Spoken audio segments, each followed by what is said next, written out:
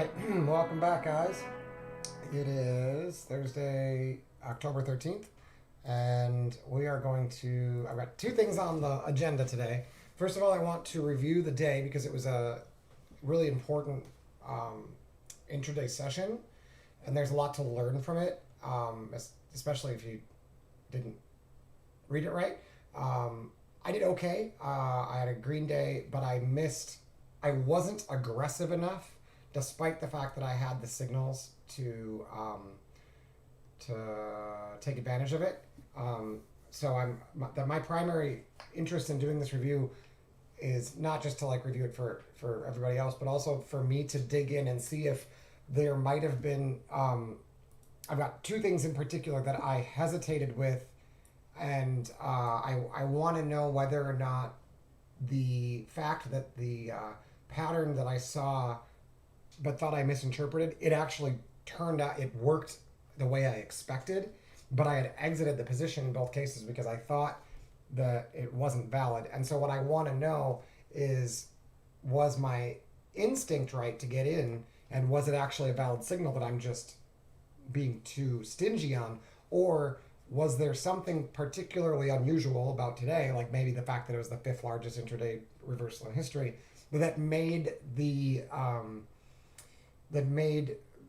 like signals that normally don't work still work, right? It very well could be that it was just so one-sided that you just had to find an opportunity to get long and take it, and that if you look for that exact same pattern in a regular day, they might not play out as often. So that's what I want to find out, and we'll do that through some back testing stuff. Now, if I'm right about the instinct and that I actually accidentally stumbled on a new trade idea that actually works repeatedly in multi sessions, what I will do if people are interested in is I will actually code it with you and at least show you the process of how I go about doing that.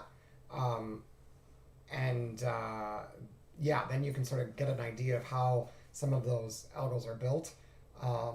But if it doesn't work out in other days, then there's no reason to code it because it's not really a signal, right? But a lot of times when you don't have to lose a lot of money to learn something, you can just miss opportunities and realize like, oh, maybe there is something that I could have been doing there, right? So it's important to pay attention not just to the day and review not just the days that you like traded perfectly and not just the days where like you totally fucked up, but also the days where you maybe had like an average or even above average day, but had some difficult decision points along the way, and you might find that it's educational and useful to dig into that a little bit and see if, like I said, if your instincts were right or if it was more of a situation where you were seeing something that wasn't there. So real quick, let's look at the candle chart just so people understand what happened today. Do I have this all set up right? I do. So what we saw yesterday, we had an inside day, right? But before that, we were getting what I call expanding negotiation, where lows and highs were getting beat, like traded through. And what I had said days ago was, when we see this, expect range expansion. Now I got a little bit I got a couple paper cuts yesterday from trying to anticipate range expansion, and it just wasn't ready yet. And so you can see yesterday we just couldn't get under these lows except for this one. And that by that time it was already the end of the day and I missed it. But we couldn't get over these highs or these lows. And then overnight we traded inside this nice little range until London opened. Then London finally tested below RTH low and started the expanding negotiation phase again. So this was consolidation and then expanding negotiation, right? Breaks the high, taking liquidity. Now it can break a low. Where's the low? Well, it's like it's this one, and then there's that, it's this low. I mean, this was the inside day. So the last outside day had a low here. That was Tuesday. We broke that low. because the CPI was just a little bit hotter than expected. The reaction did look like an overreaction, but I'm never making decisions based on macro. But what you saw happen was they here, look, let me show you on a smaller time frame. So if you're watching the open, because like a huge red candle doesn't really tell you anything, it just says that people were selling, right? You really want to go down to the point where like you can see a little bit more. Now, even at the 5-minute candle, this was lost in 5 minutes, right? So we traveled 1, 2, 3, 4 voodoo range, 4 voodoo ranges, 8 times 4, 88 times 4, 300 points basically. Yeah, just in 5 minutes, right? So huge macro reaction. Everybody knew to expect that if the CPI was too high, that the market was going to go down, and they all sold it, right? Where did it stop selling? Well, it stopped selling precisely at this voodoo range level, which is not that unusual. If you've been watching, this seems to happen all the time. It's like they sell, and it's as if they run into like a wall, and the algos stop letting them sell. And so 10.05.850 was the level that I shared last Saturday. It touched it and rejected. You can see it tried to consolidate in here, but it couldn't reach this upper level. 10.596.50 was not met, meaning we should expect once this closes, and it looks like that, and the next one's red, we pretty much know that this low is going to get taken out. So they do take it out. But you can see that when they came back again, it looked like they were going to trend down. This was some sort of a bear flag, which makes sense. But then when we opened, what we saw was we traded under the low. Right there. Traded under the low, and they just couldn't find enough sellers. There was no follow through. And the open didn't even have maybe 2/3 of the volume compared to the 5 minutes that we of like 300 point plus move after CPI. So if you think about what that really means, it means that like a huge number relatively of people sold here, many of them reacting to the sell, right? So they might have been stopped out of their position when we got traded under this. So and you can actually see that most of the volume was way down here, right? It was a huge volume candle, and the majority of the volume happened in the bottom half of the candle, with the only real volume build occurring when they bounce back. So this was evenly distributed up until this point. And you can see that things changed once you started to get over that. And then this one also aligned with the voodoo range level. In addition to that, that's the value area high and low, which is just how it works. When you have these big movements, you generally get the value area in between voodoo range levels. So we know that if you can't get out of this, generally what happens is you retrace all of it, the value area, right? So my primary target initially was 10.772.50. Once I saw this, testing below it, running out of sellers, having no volume, and getting an immediate reaction back into the value area. And if you see, this is the point of control, and that's exactly where we went. And then this volume build at the bottom, it's like a B profile, right, with a little bit of an anomaly up here at the top, where someone just like hammered big, and then a lot of people who sold at the bottom. So once I saw this, I was like, okay, I really want to be long. I didn't buy it immediately because I need an algo signal, but I'll show you where that came in. I also don't usually trade the first 30 minutes. So I waited the first 30 minutes. They tried to take this low and they can't. And the result is this, which gave a pretty good retest and then a bounce. I could have taken that, but it was in the first 30 minutes, so I waited, right? I wanted to follow my rules. I didn't want to risk playing like trading poorly on a CPI day. So I ended up getting long here with a target of here, right? So long on this retest here with calls because I wanted to be able to put my stop down here. And I can't do that with futures. So I was trading futures too, but I also got into calls after this candle here retested the voodoo range level. And since they rejected below it and they couldn't even put in this like 30-minute period, they couldn't put as much volume as what we saw in the first 5 minutes, and the majority of that volume was all at the bottom. So when you try to move lower and you close back on top, yeah, you're gonna refill this volume area for sure. You're coming back to here most of the time. And like I said, since I already saw it move, I got it on the retest, bought the calls, planned on selling up here. What was interesting about today was that, like, now first I had to hold through some heat, and I could have technically added to my my position, but I didn't. But we continued to trade futures, so I was taking advantage of that. But what you'll see happen is once we hit this level, this value area high that lined right up with the voodoo range level, what ended up happening was really interesting. It barely pulled back and just raced up higher. So I was planning on looking for an exit. I just needed to see a sign of weakness. It just wasn't there, you guys. Like, there was no reason to sell. Like, it should have, and it just didn't let you. If you were short this through all this, it didn't let you out. Like, it just kept going and kept going and kept going. Thankfully, I was long, but and so by the time that happened, we sat in the room, stop shorting, right? Like, normal price action is for this value area high of that big area to get re-auctioned, and then probably to figure that out by like chopping around in there. It didn't even retrace 25% of that move.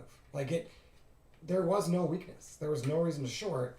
So once you identify that, you know shorts are totally trapped, and you just want to ignore all the sell signals, basically, unless you have like a higher time frame target that got hit.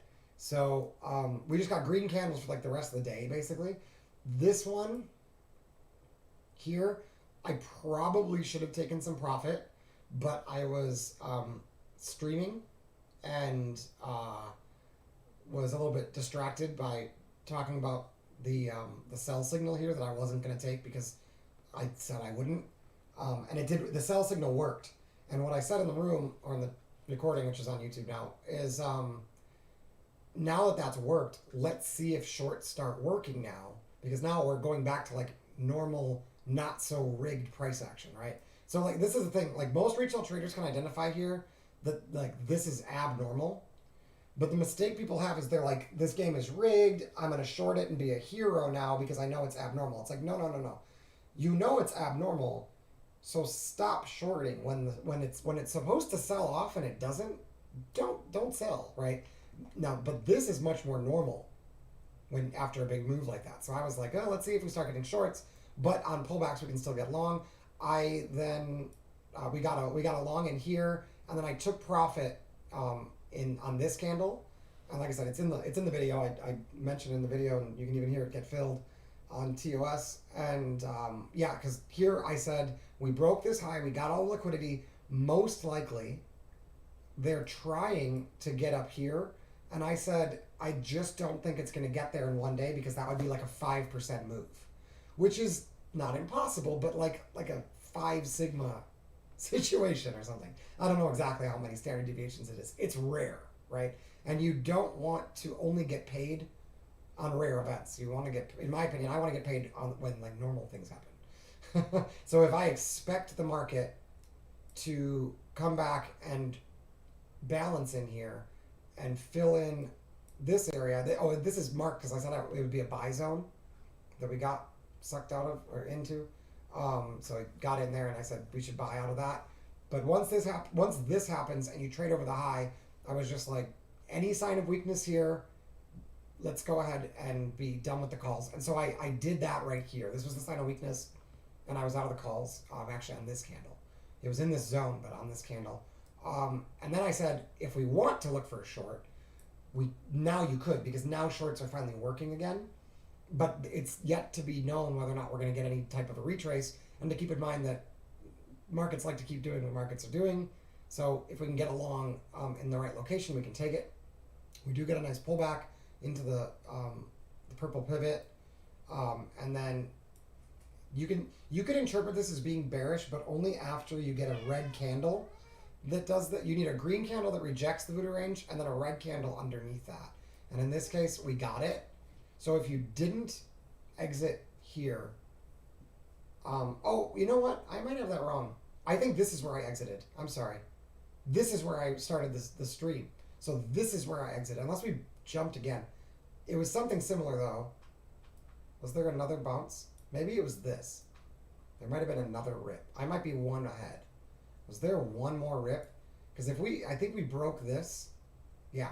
Here we go. Sorry, I had it wrong. So we pulled all the way back, approached this buy zone. That's your signal that you're getting, that you should be looking long again. And then that's right. I'm on the 5-minute chart. I was thinking I was on the 15-minute chart. My apologies. So it was after we broke this that I covered. And I said, we've broken that high. Let's see, it didn't happen there. Came back in, gave another long signal that I think we skipped. Right here, it breaks the high, and I said, any sign of weakness here, I'm going to get out. It might have been this one. It might have been this one. Now I'm going to have to check. It doesn't matter. It's not that important. One way or another, here, let me just back up. So this is really the first sign of weakness. We get a pretty natural pullback, and then the opportunity to buy comes here when it retests the voodoo range level. You want to be looking for buys here, targeting back to the highs to see if we can take liquidity. They do, but only by a few ticks. Yeah, I thought that's where I sold, but I'm not sure. Then we get a pullback. This one we had some interesting stuff going on in the algo, which we'll look at. It bounced off this fib level. I was sort of hoping it would come back in here and take out some stops, but it didn't. Ripped back up, took out this one, and at this point, I think it's smart to go ahead and get out of longs because you've already taken liquidity, pulled back, and then got an impulse move. And if you look at where volume was, it was all at the top of that move. There was no volume down here. So most of the time, you're going to get a retrace of that. Like, it might not happen today, but like normally you will, right? And so it retraced. They tried to do it again, and they fail with a lower high. And now it starts to look a little more bearish to balanced on this time frame. But keep in mind, on like the 30-minute, it's just consolidation. It's nothing crazy. The only problem here is that my target was up here. And again, that's not for today. That's for this rotation. And if you want to know how I got that, just watch the video. I talk about how we can measure these expanding ranges and use the voodoo range to help us identify targets. You can also watch my video on it, but I do a little quick explanation and a demonstration on the live trading video I did today that'll be up on YouTube for at least a week or two. But I identified that back here, and I said that it was a little bit too far to expect for a single day, but that if I'm holding some positions overnight, not calls, but just like I've got some just some shares in like a longer core position. I will hold those until we renegotiate this area and I see how we respond there. It was really tempting to cover those because we got close to it and rejected at a voodoo range level. Really, really, really close to exiting it. But in my experience, when I do that, the next trade is affected because I see it go and then I get more aggressive on the next trade and that one doesn't work. So instead, I'm just trying to stick with my buy and sell levels and leave it at that. So if we gap down tomorrow, I might stop out on that position. That's okay. If we can continue to travel higher and we start bouncing around in here, I will start taking profits and then have to analyze what's going on to see what happened there. And that is based on previous negotiation areas like this. That's all that is. And see how they expanded range? That's the key, that this is an important level. Well, it will be important in the future. Okay, so that's what happened today, right? So now what I really care about is where were the opportunities with, because like I said, I can tell you, for instance, that when I see this pullback and a bounce off the voodoo range level, I know by the time I get this close that I want to be long. But with futures, I can't put a stop at low of day and buy here. I just, I, that's not okay. Same with up here, when it bounced off of this one, I can't buy this and put a stop under this. It's just too much risk. So if you're going to trade futures, in my opinion, you need an execution tool that gives you better risk reward and more consistency. And for me, I prefer a scalping tool, and I'm using what is the Trade and Perform algo, which looks like this, which is, like I said, an execution tool primarily, an order flow based signaling system that shows me what's happening on the footprint. I took this and then I added some of my own signals to it and changed some things. I'm going to get rid of all the lines because we wouldn't have had them. I drew them over the day as we were trading, so we're going to delete all the lines, including these and those.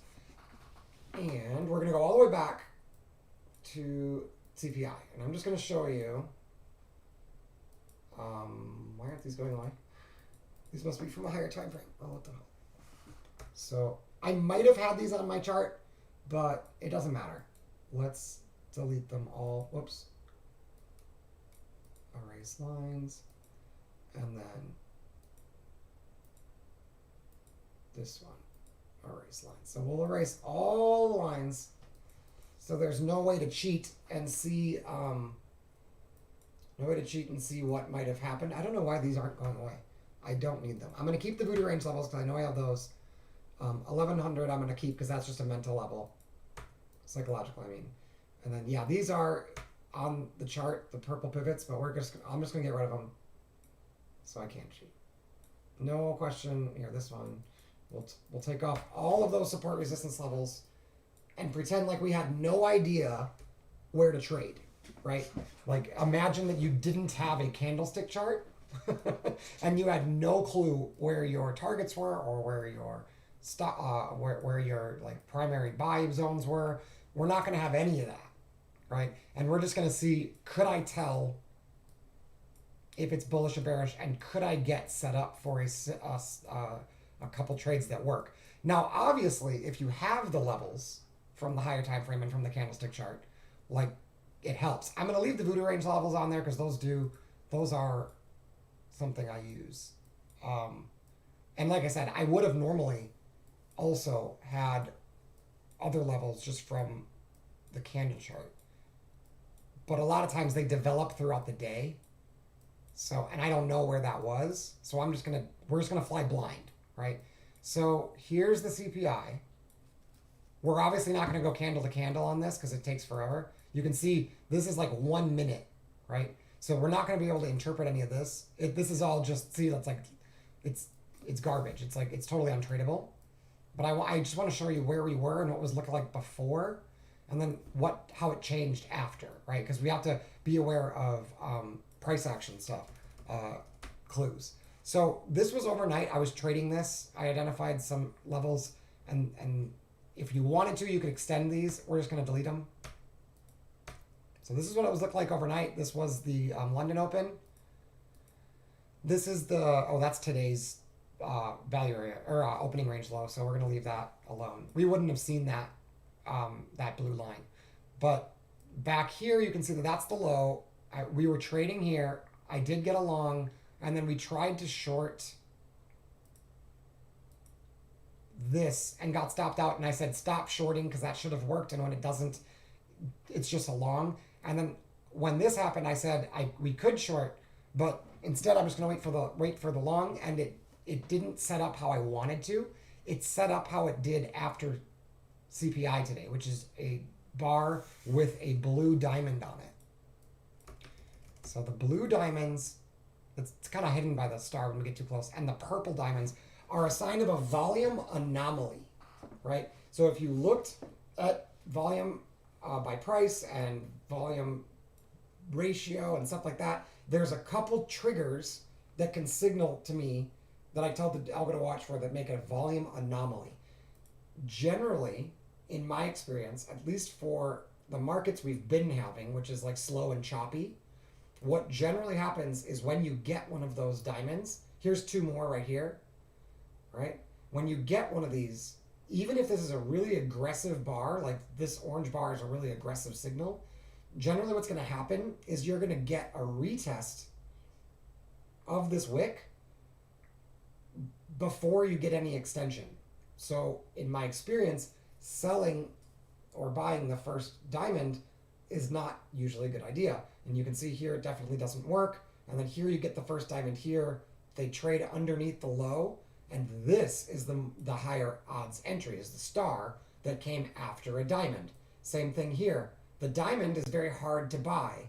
It's got like either a lot of volume or something going on in that candle that's just an anomaly. And so what you really want to see is you want to see buyers show up down there and support it. It doesn't have to break the low, but you really don't. In my experience, I have not wanted to get short or long there. I mean, I'd want to get long here. Here's another one hiding behind this star. It's kind of hard to see because we're so close to it. But this would not be a great short because, as you can see, you come back up and trade through it only to find sellers, and that's the short. So the short is here, right? And that was pretty consistent. All of a sudden, that changed, and that started changing last night. And I mentioned it last night that, or maybe was I asleep already? I think I was asleep already, but I mentioned it for this one. That I said that that these retraced, so I'm not going to short this, even if I thought it was bearish, because I think it's probably going to retrace. And then it just took forever, and I got tired and went to sleep. But what ended up happening is we got this this diamond bar here, and it did give you another entry, but it never really got below the POC, the yellow line. It never got down here. See, normally, wherever the yellow line is, you trade back through it. Wherever the yellow line is, you trade back through it. Wherever the yellow line is, you trade back through it. That's typical. This yellow line not getting tested, like the whole way, is atypical. Well, look what started to happen. Here's another one. Now, this one got tested, and then they traded through it again, and then they run. So this is pretty normal, right? But that other one was not. And what you're going to see is all of a sudden, here's one that's abnormal. They couldn't make it back to the yellow dash. See that? They can't make it back there. And the closest thing to an algo signal is this, or sell signal is this. It's got another diamond on it, but it's retracing another diamond's range, I think. So it's probably okay. No. So this is the same thing. Does it not retrace? It does not retrace. So see how they're not getting retracements. And so I want to know what's up with that, right?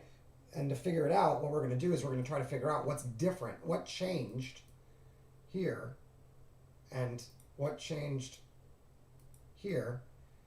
No, this one. Down here. This one did have an entry though, but it didn't test the volume point of control. And why is that? Compared to what usually happened, what is different, and do I have that information available to me that I could actually turn it into a signal, right? So they did sell it, they tried to retrace it, they couldn't. You can see that on that move, I think all the volume's probably at the bottom of this wave, if I had to guess. Yep. So that acts as a magnet, comes down, comes back up to it, see that? I don't know if you can see that. That's the volume. It trades under it, comes back to it, right? Then CPI comes out, and what you'll see is that level is they never return to it. It leaves it there. So we're going to mark it because it was important. It had a lot of volume to the high, and technically, all of these buyers got trapped, right? We're taught that in technical analysis, right? Or definitely in profile trading. Look where the high was, 11,000. You think that's meaningful? Yeah, very, right? You have a lot of people planning to make decisions based on where the market is to those round numbers, those psychological levels. It's very meaningful that it approached 11,000 and couldn't even get rid of the liquidity above it. What that means, is that above this, see if you look real close, it did not trade above it. If you look, I know I've got a little fractal bar there, like a little what's it called? Signal, like the sideways triangle. But if you look at the actual wick, it did not reach 11,000. So what does that mean? It means that there are people who sold, many, right, who sold this. Where do you think they put their stop? Probably right there, right? So there's a ton of liquidity, and given the opportunity, the market's built to take that liquidity. That's what the market does. It steals your stops. Not yours personally, but it hunts the area that it expects people to do business at, right? When you stop out of a trade, even though you're exiting, you are doing business with the market. You're interacting with the market, and the market likes that. It lives for it. That's like all it does. It just looks for bids and offers, right? Well, up here, there are going to be a ton of bids, a ton of them. All it has to do is break through all of these trapped buyers. How the hell does it do that, right? You've got all these people here, all of these guys. Look at all that volume, right? Every single one of them, the moment CPI came out, they gapped like crazy, right? And so we should mark that too. I did. So you mark the gap always. But you've got, because it's rare in futures to get a gap. The rules are the same though. So yeah, all of these guys are going to get trapped. And so how do you release them from a trap? The answer to that, does anyone know? You can chat if you want in the chat pane. Here, I'll type it in here. How does the market trade back through trapped traders? Offsides traders. Does anyone know how the market trades? But like, because I mean, think about that. Everyone's been in this situation where you buy it, you have a really good entry, and then you see it go up and you're like, yes, it's going through 11,000. I'm sure it's going to make it. I'm not going to sell. And then it comes down and it makes a lower high, and it's like, oh, maybe I'm wrong. Some of those guys definitely stop out, right? Like some of them have risk management. Some of them don't. Some of them do not. And so what we should assume in general is that the people who got long here became sellers when it got underneath them. Most of them. If they didn't sell already, what do you think they do usually when the market comes back to that area where they bought before and they lost? You think they're going to give that another try, or are they going to be sellers the next time? Usually they're going to be sellers next time, with one exception. Why wouldn't they be sellers? It's the same reason. It's the same explanation for how the market trades back through these trapped traders, these offsides traders. There's really only one way that you can get the market to break back through this without these traders turning into sellers. If anyone knows, put it in the chat pane. We'll see it. If you don't know, you're going to find out. You just have to stick around. So there's, as far as I know, there's only one way you can do it. So anyway, these are the bottom. This is right before CPI. So this is the very last group of buyers who are going to get trapped, right? Dun, dun, dun, dun, trapped. So we're going to extend this, and we're gonna see it later. Extend drag to the right. All right. So it'll be colored. Let's color it red.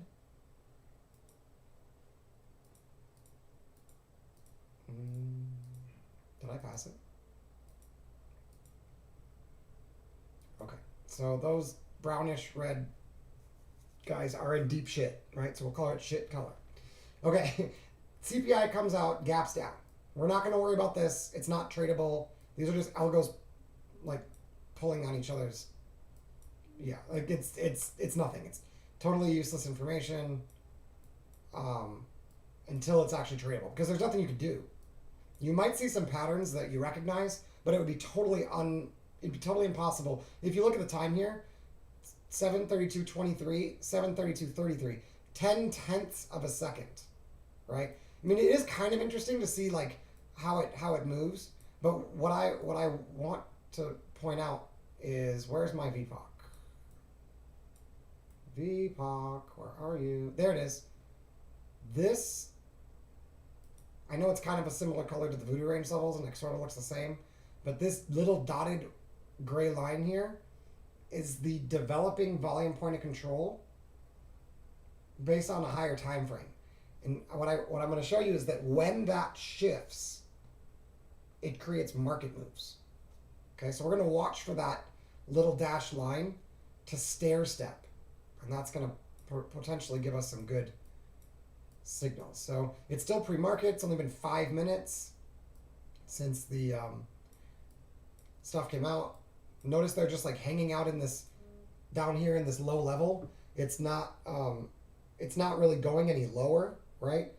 But it happens fast, so it's difficult to do that analysis in real time. It's like blindingly fast. You can't even see this, right? Like it's too fast. Now finally it starts to slow down here.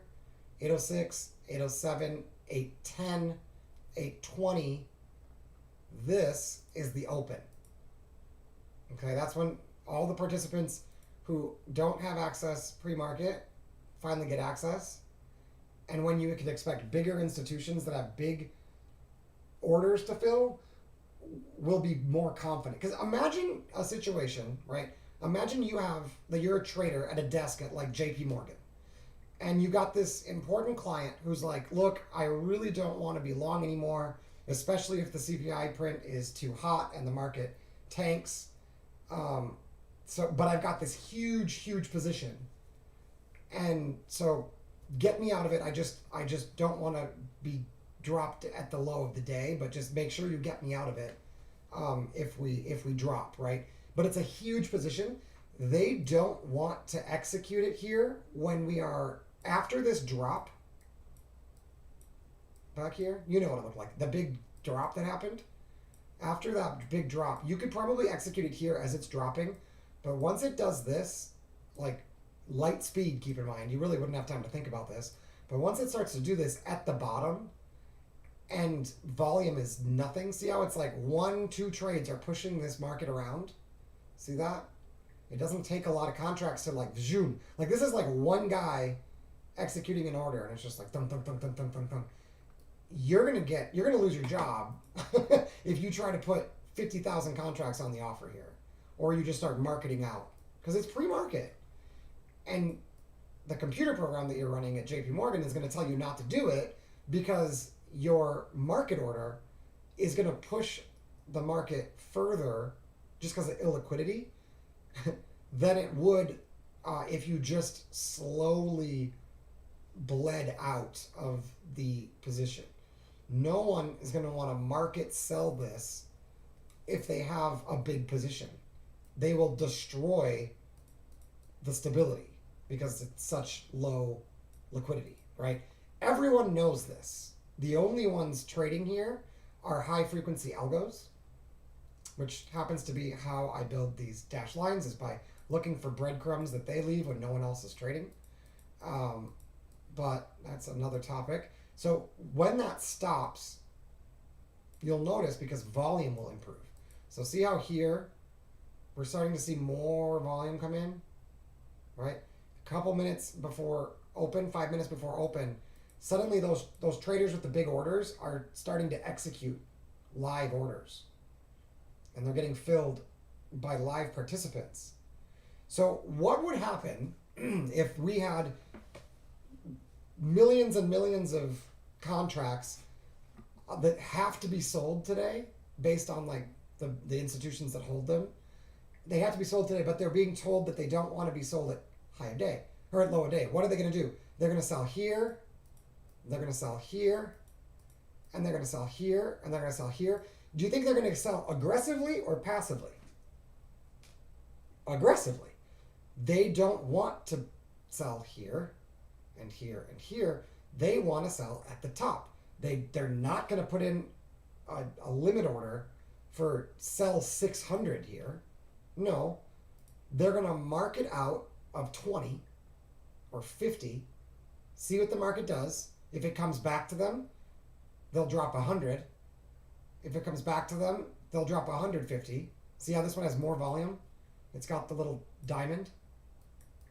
This one, well, it might not be more volume, but it's a volume anomaly. Something's up with the volume here compared to what you'd expect. And then you do it again here, more volume. Here, volume anomaly, right? They're getting more aggressive as the time goes on. What should we expect? We should expect price to go lower. That would be normal. Okay, price goes lower. Should we expect to go a lot lower? I did. I thought it would go a lot lower, right? But instead, what ended up happening is it got stuck at 10.50850. I didn't even have this on my freaking chart. 0850. So the voodoo range level, come on, is 0850. And then 96. Yeah. So the algos that trade the chop and steal your stops and stuff, high frequency, the ones that are always on, they are programmed to regularly check in with the market and see how it is responding. And then they react based on their complicated system that I don't understand, right? What I see happens is when those participants aggressively protect beyond the level. So, for instance, someone was aggressive. We said that maybe a human trader was aggressively exiting positions or getting short here, at least selling. Well, when it came down, see, this is the voodoo range level right here, the dash.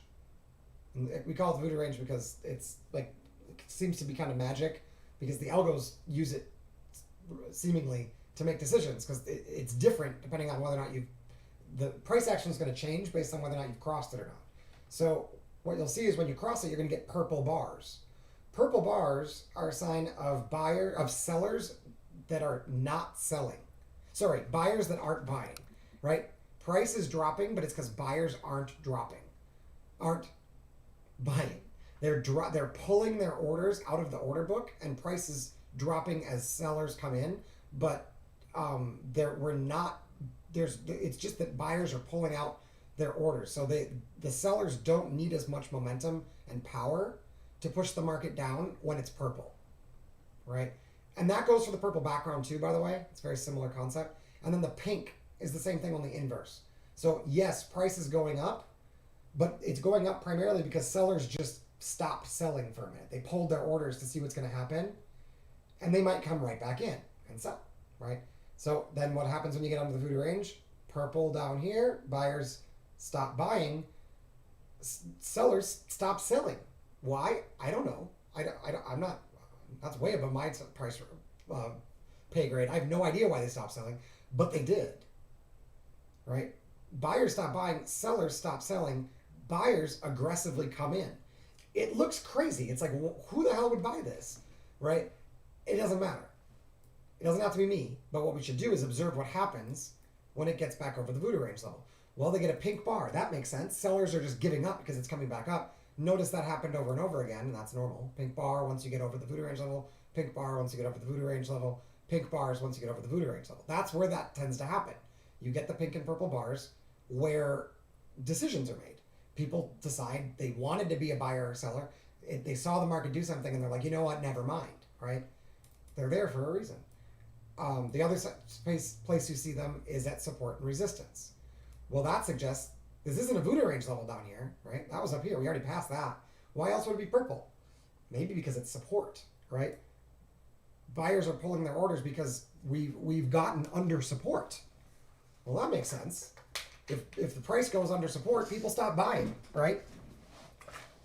What do you expect when you go under support and buyers stop buying? Especially if you had aggressive sellers right here, what you should expect is a huge drop,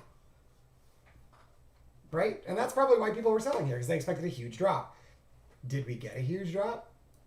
Nope.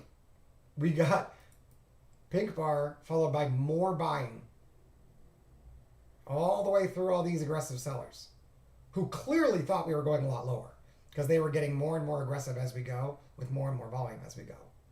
Then suddenly some buyer came in and just saved the market after everybody gave up.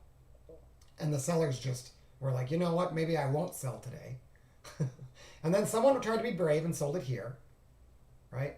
And they decided to be aggressive because they were afraid they're going to miss the big move down. And they finally think they're getting it to work, right? Sellers are getting really excited. This blue arrow showing up on a down wave is my signal for capitulation.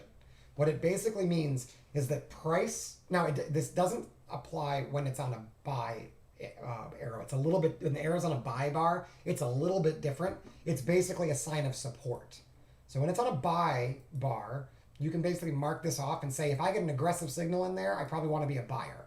And for this yellow one, if it's on a sell bar, if I get an aggressive signal in that area, I probably want to be a seller. It's on this time frame. It's a scalp, right? But it's also very good information because you get to see if that works. So in this case, with these sellers, did they get what they wanted? Well, they expected this to be resistance, right? They sold. What should they expect? That it goes under support. These guys wanted to be buyers at support. Well, now you're seeing them show up as the market's dropping, not after the market bounced. They're not supporting the bounce. They're absorbing the selling. That only happens, A, under support, and B, when traders are trapped. And they're basically absorbing here because they're afraid that the market's not going to go any lower. And so if sellers are trapped, they will start covering into this. So for instance, this guy, right? Anyone who sold down here, market goes way higher than they expected. It comes back to their entry and they're like, you know what? Let's just get out. That's absorption. And so that's what you see here is the blue arrow on a down bar. It doesn't make sense, but that's the explanation.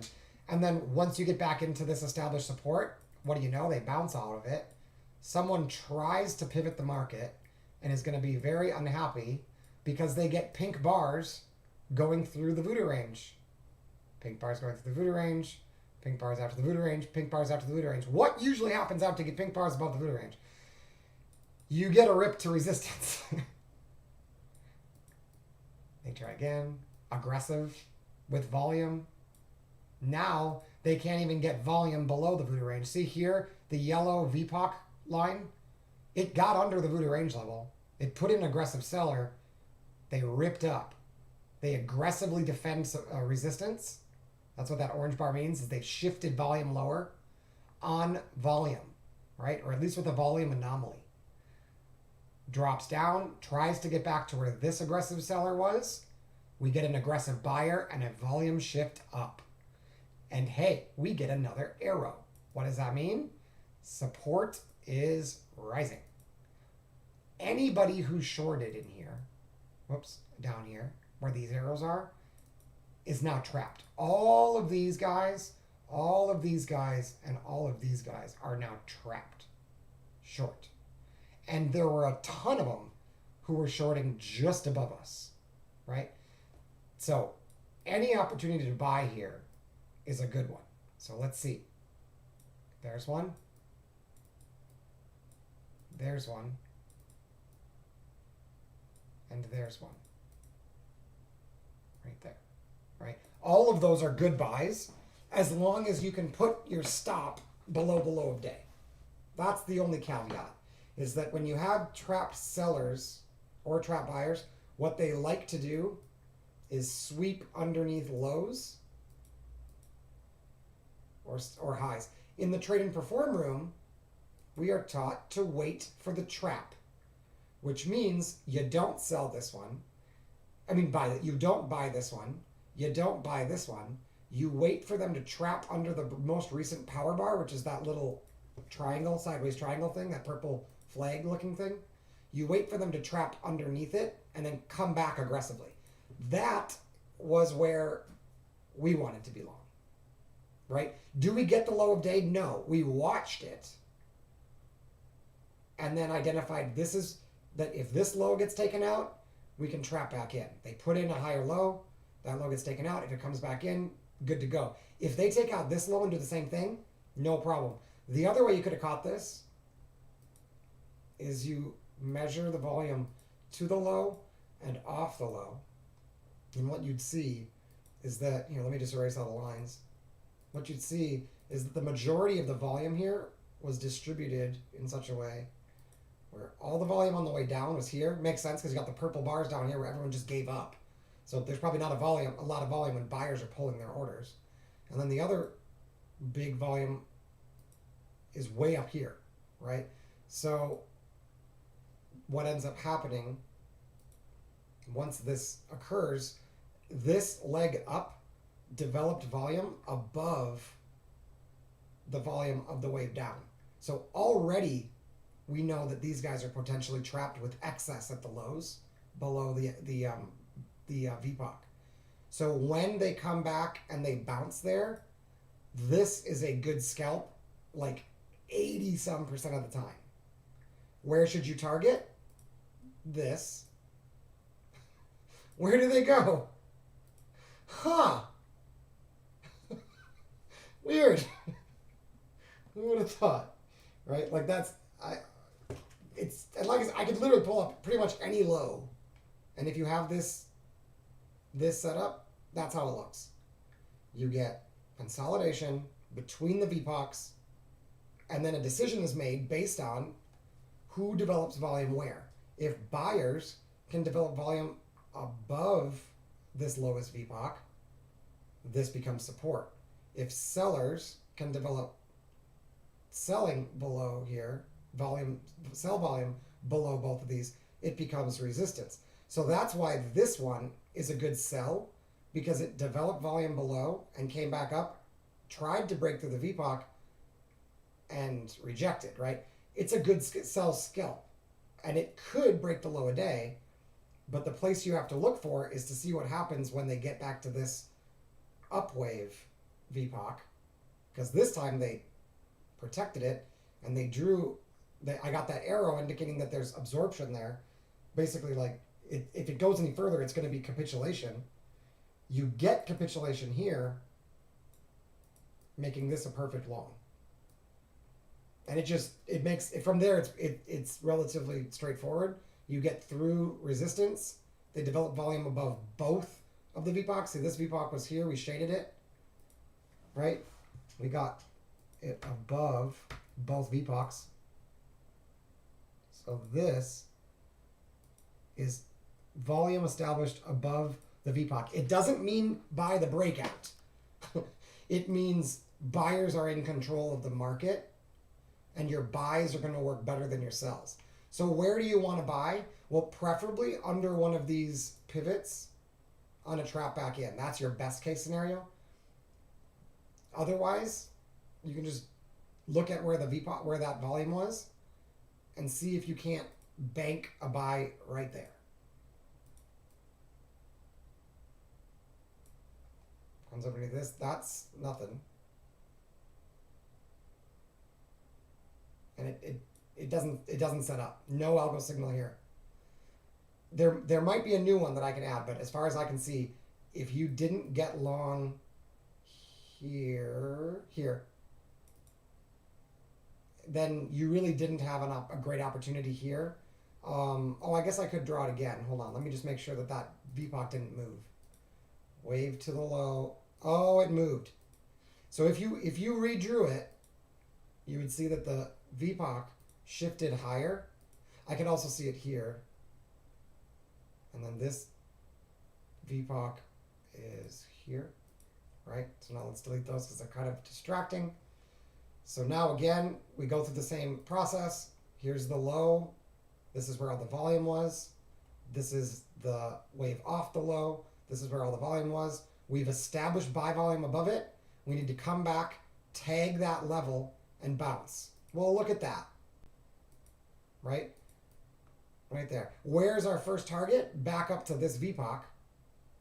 They put a pink bar in there. Sellers give up. It's over. pink background means momentum has shifted higher. It's the first time we've seen that since CPI came out. And now that we get the pink background, I can actually mark this very first pink bar off, the very first bar with the pink background, and I can say that if we get a return to this level, as long as they can't develop volume below that, it's bullish. Right there. That's a long. Okay? That's a long. Because, like I said, the background says momentum has shifted significantly. And what generally happens when momentum shifts is you get an inability to take out the lows. So before that was there, our primary objective was to get a trap back in. Draw the lows, wait for them to trade under it, and trade back up with an algo signal in one bar. Otherwise, you need a more complex setup like the volume profile one, right? But most traders are just doing this. Once you've gotten this pink background, now you can open up to all sorts of new entries. And like I said, I think I actually wasn't aggressive enough. So this one got me. I didn't buy it because it had the blue diamond. And in my experience, the blue diamonds don't produce immediate lifts. Well, like I said, all of a sudden today, no pullback. I literally had an order sitting here for like 15 minutes. And it just didn't fit. It just went, right? And at first I'm like, okay, well, I mean, it's not always going to work. No big deal. At least I'm not short, right? That's the right thing to tell yourself. But it happens again and again. And so what I want to see here is what is different about this diamond bar and the one before CPI, what's different between that and your typical diamond bar that you'd see in chop where the first one, or this one, where the first one might give you something, but usually you get a retracement back to it before you get the bigger move. See that's normal. That's normal. This one retraces back to the VPOC right away. Now it can go. Now it's taking it out, it probably won't go. It tries and gets stuck right there. Right, I get it. Right there. Okay. So why didn't this one retest? And why didn't the other one retest? Like, what's the difference? That's what I want to know. The possibilities that I see right away, and like I said, I don't know the answer to this. The possibilities that I think might be going on is, one, we may have old resistance becoming new support, and because there's momentum in the market, we don't get back to old resistance because everybody wants to buy at old resistance, right? So it leaves it behind. That's a possibility. It may also be trapped traders. In other words, it might only work if I have diamonds or orange bars or stars or something going the other direction that are trapped in this range. So let's go back and see if that's true. So this one,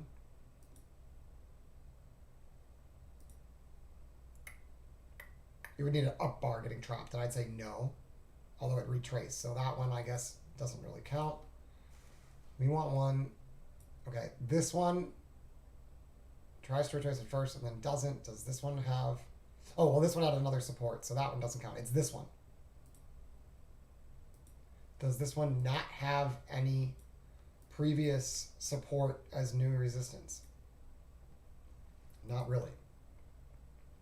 I guess it's got this green bar, but it hasn't gotten underneath it. Previous support that's now resistance. So yeah, that's definitely not present here. I mean, it's basically just choppy. This one, I guess, would be the closest thing to it. Previous support taken out now becomes resistance, I guess. Maybe. Okay, and then this one. Immediate evacuation, right? Was it old support, new resistance.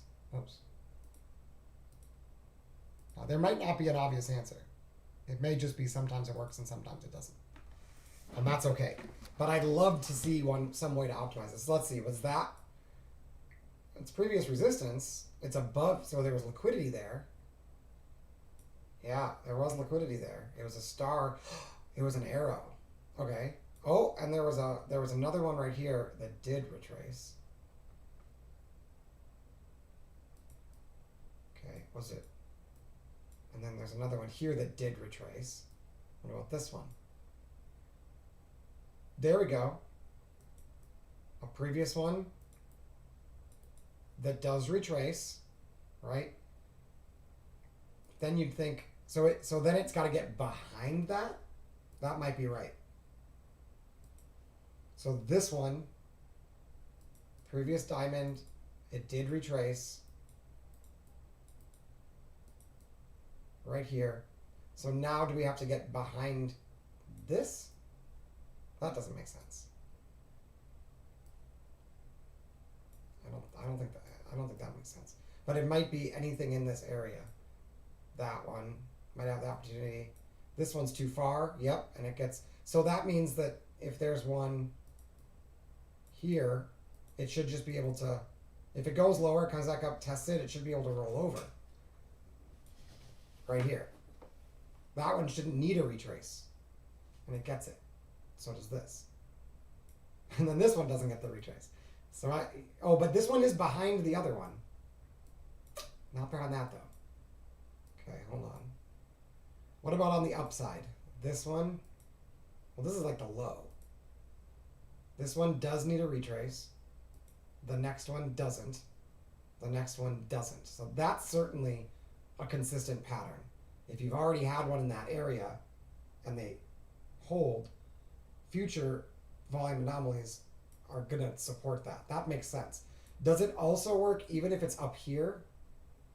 Let's see. Could it have something to do with where it is in the channel? So here's one in the middle of the channel that needs a retrace before it gets going.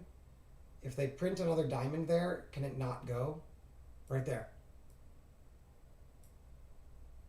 Gets a retrace. See that? This one is in the right place at the back of the channel. This one is not. Okay. Let's see if the diamonds that occur outside of the channel are the ones that don't need a retrace. Could it be that simple? Let's see. Let's go back a little further. And then we'll, this is actually CPI, so it's a little bit, that's a little unfair. Let's go forward. Okay, we're looking for diamonds. So this diamond is inside of, well, the wick is outside. Oh, VPOC is outside. Okay. VPOC is outside. Still retraces. VPOC's not outside, it retraces. VPOC, well, this one's now like the third one in a row. So that might be an exception. This one's clearly inside, it retraces. VPOC outside, it retraces. It's not that simple. VPOC outside, partial retrace. VPOC inside, immediate retrace, then no retrace. VPOC on the wrong side, retrace. VPOC inside, retrace.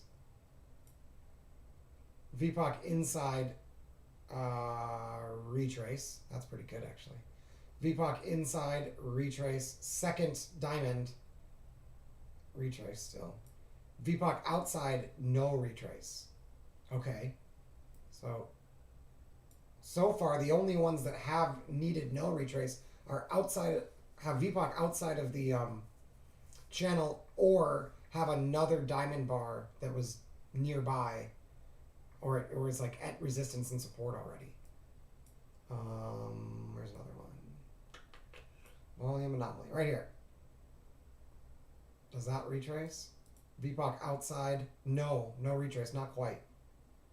No retrace. VPOC inside, retrace. VPOC right at the top, no retrace. Although it retraced here and then went.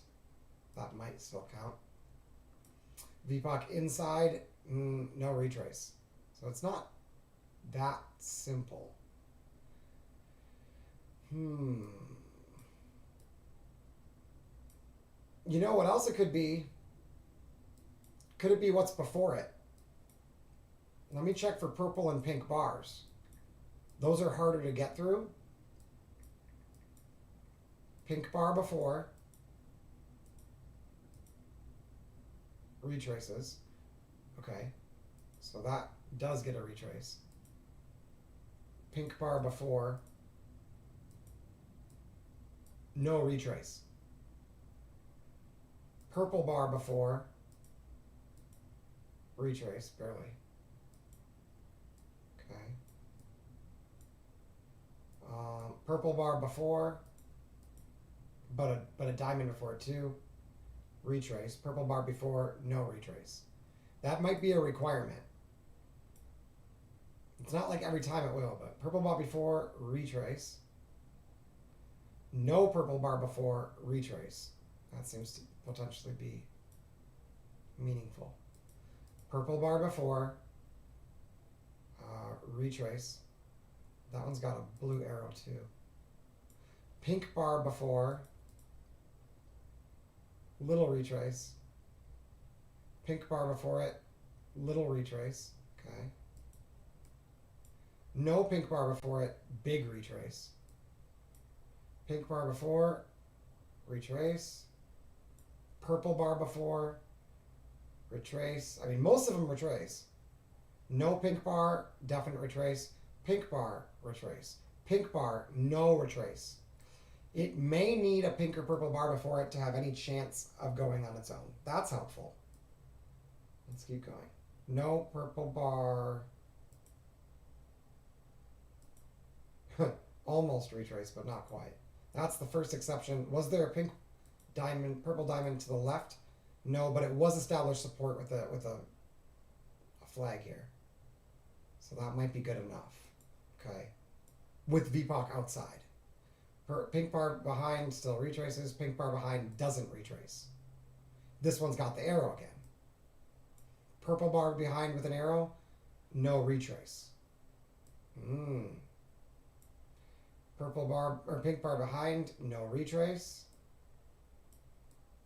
I don't think I'm missing any. Purple bar behind, no retrace. Okay, so there's something there that if it's going to have a chance of going without retracing, it's probably going to have a purple bar before it, or a pink bar before it.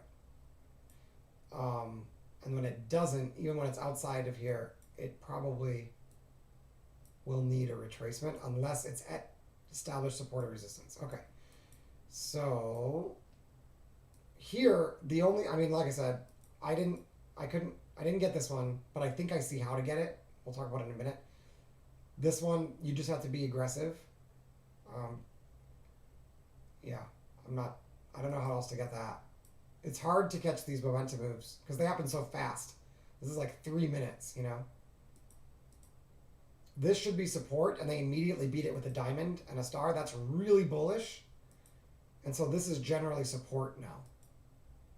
So purple bar star you can buy. No retrace, no pink bar.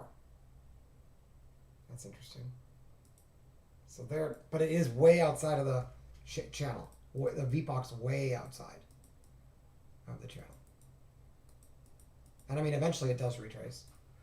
And then here's one inside of the channel, pink bar, diamond, retrace. So being inside the channel does not help those at all. It looks like it's much better when it's outside the channel. But just being outside the channel is not good enough to just take it. But having this VPOC outside the channel helps. Oh, wait, that's not the right one. This one. This one's inside the channel, actually. Above the midpoint. Above the midpoint. Okay. All right, so yeah, that becomes support. They try to attack it. There's really no reason to short here. One tricky thing is normally you can highlight these pink backgrounds and any volume that gets below it has the potential to create short setups, which would make this a short. but there's just too much support underneath that it can't get out. It can't get anywhere, and it immediately reverses. So the orange bar followed by a diamond, or a star down followed by a diamond up, is pretty good. Those are called speed traps, those diamonds inside here. And when the momentum, when you know the direction, when you know it's bullish, you can just buy white diamonds all day. White triangles usually too. When you know it's bearish, red triangles and red diamonds work consistently for scalps. But if you got the direction wrong, you're going to get your ass kicked, right? Like this will work, this will work, this will work as long as you put your stop 2 behind. This will work for buy. So if you want to be aggressive, there's ways to be aggressive. I wasn't willing to be as aggressive today as I probably could have been. But here you just had to be identifying that there's no way that sellers are going to flip this because there was no one interested in selling the lows. So there's no one interested in selling up here either. Okay, here's that support sign, but it's going the wrong direction against momentum. See how this arrow here shows up on the down bar?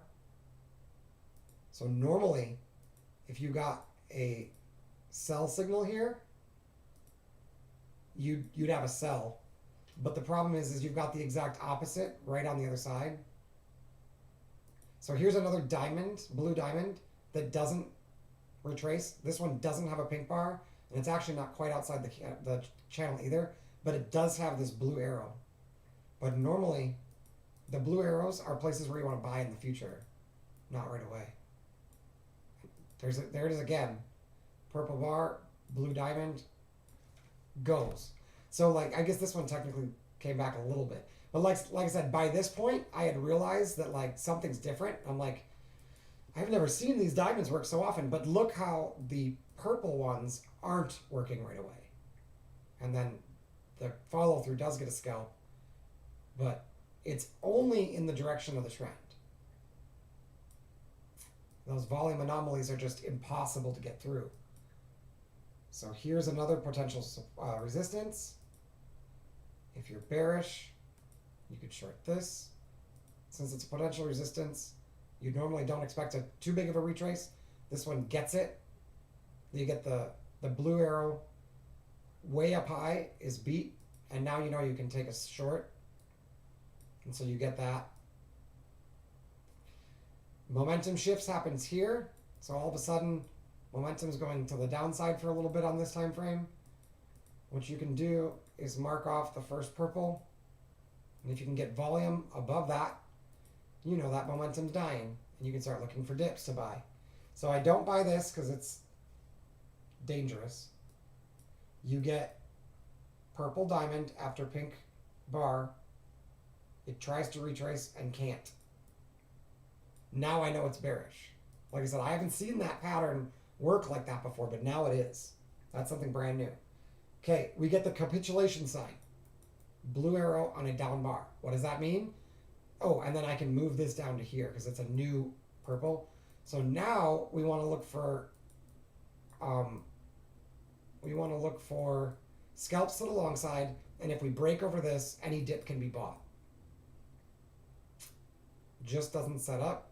There's no, we wanted a algo here, just didn't set up. We do break over the purple. It's bullish. I want to pull back. Diamond, diamond, gotta be long. It's just tough because like I said, you don't know if that's gonna reject again. And I didn't take that because I was afraid it was gonna do this. And it did. Okay, well, that's okay. I'm okay not taking that. So again, when you get these diamonds, when they retrace, if it comes back down and you get another aggressive symbol in the same spot, it's often a sell. So here's your dip to buy. Yeah. Tough. It didn't trap underneath this, but it gave you a green. And this one, it's the same thing. You do to the low, off the low, mark, they're in the same spot, so you mark where it is, you wait for volume to get above that, which happened here, and then when it pulls back, if it holds that level, which is here, and you get a shift, which is green, or a star, aggressive buyer, you buy it. And you put your stop down here. That's how you get that. So this one immediately gets beat with a diamond. So white diamonds after aggressive signals in a bull market are usually buys. It's just really aggressive. Same thing as this. Very aggressive. Get 10 points real easy. Okay, they get a diamond, and there's no retrace up here. They get another diamond. This one is retraced. Another diamond. You'd think this one would go, and it can't. So it's like the pattern has just shifted. It's changed. There's a pink bar before this one. It's outside the channel, and it just gets stuffed. So what does that tell me? You might take it, right, if you still think it's bearish, but it tells me it's not bearish. I could have had a hint that it's not bearish because I got this star diamond working, right? That usually only works when it's bullish. So if you thought it was bearish and you start selling these stars and they stop working, like stop looking at the bear signs and start looking for bulls. Well, on the bull side, if you're looking for buys, if you want to get back into the market, this one didn't really set up, but this one did. You have the blue arrow. It pulls back into that zone and gives you another arrow. So that's a long. It's not much though. I believe I actually took that. So now you get pink bar, purple arrow, VPOX outside the channel, bearish, without a retrace expected. They go to the voodoo range level and reject. That's pretty bearish. Okay. No pink bar, diamond, retrace below that. I bought this because I kept seeing it work, and then I got stopped out and got thankfully right back in on the diamond, and it went. And then I was up on the day. This one gets immediately beat. It had that arrow on it. You can see that it didn't quite line up. What you want is for your sell signal to be in that area, and they just did it in a different spot. Whoops, in a different spot. They got above it, and then I didn't take it because it had the diamond, and I expected them to retrace it, and they didn't. So that's got a pink background. That's interesting, but so does this. Oh, that one doesn't retrace either to the VPOC. So maybe if it's got a pink background right before the diamond, it might be okay too. Oh, but this one does too, and that one retraces. I might not have enough information to know why those sometimes work. Here's another signal. So see how you get the blue arrow? Seller, this is your buy. They supported the area with the blue arrow. Buy it. Back to the top. I did not take this, and I should have. I was not aggressive enough. I wasn't fast enough. I was explaining something in the stream, and I missed it. We get pink bar, orange bar. If it's bearish, this will work because you had a diamond here before, and they're trying to defend that spot that someone got heavily. See the volume was high. They got heavily short here. And they're trying to defend their position, and they just get creamed by that white diamond. And like I said, if it's bullish, literally just buy all the white diamonds and white triangles, and you'll have a great day. I just wasn't aggressive enough. But look at this move. I called it out, and I didn't take it. Okay, VPOC clearly outside of the channel. We get a diamond with a purple diamond with the arrow. So that's support. I'm sorry, resistance if it's bearish. And so you'd think you could sell this pink bar arrow. You'd think that's a short, and it just doesn't work because it's not bearish, right? Like the signals are order flow signals. They're saying that there's an aggressive seller there. When the market looks like this, when the chart looks like this, ignore your short signals. I don't care what system you use. Stop taking them, right? And if you took one and it does that, well, that's a good reason to think it's bullish, so stop taking the short signals. Instead, what you'd have to do, it'd be pretty hard to take this, but you could take pullbacks. Like, it's really hard to buy this so high at the high day. I don't know how to do that personally. But like this one, it's a diamond, it's strong, but you don't know how far it's gonna go. And normally it doesn't go all that far, especially if it's following a diamond. a purple diamond. But this time, takes off. They don't even need the diamond anymore. They're just flushing right through it. Look, that's orange bar star. Like, you just had to be long here, or you had to be willing to buy the top. But like, sometimes it's like pink bar done, you know. So I didn't catch most of this. I actually bought this and decided against it because I thought it was too aggressive after this purple diamond. So I actually had it, and I just didn't keep it. So got just like $60, and I'm like, you know what, this is too aggressive. I'm out. So that's too bad. It's just, you don't expect this. You know, it's not very often that we get something like this. So, all right. Trap back in. No power bar. So the only way you could get this is if you measured the DVP and it worked out. I think this is a really hard one to take. White diamond, bullish, buy. That's about as straightforward as I can be about that. White diamond, bullish, especially after a bear signal, buy. I mean, it just kept doing it. Like, it was frustrating not being in it. Okay, we finally get to where there's liquidity, right? We get to that 11,000 mark where all the liquidity was. Oh, did I pass the where is the gap? Didn't I extend those lines?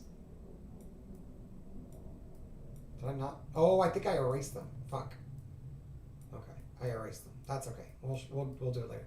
So comes up to 11,000 here, and not surprisingly, it collects the liquidity above 11,000 with pink bars. That should make sense, right?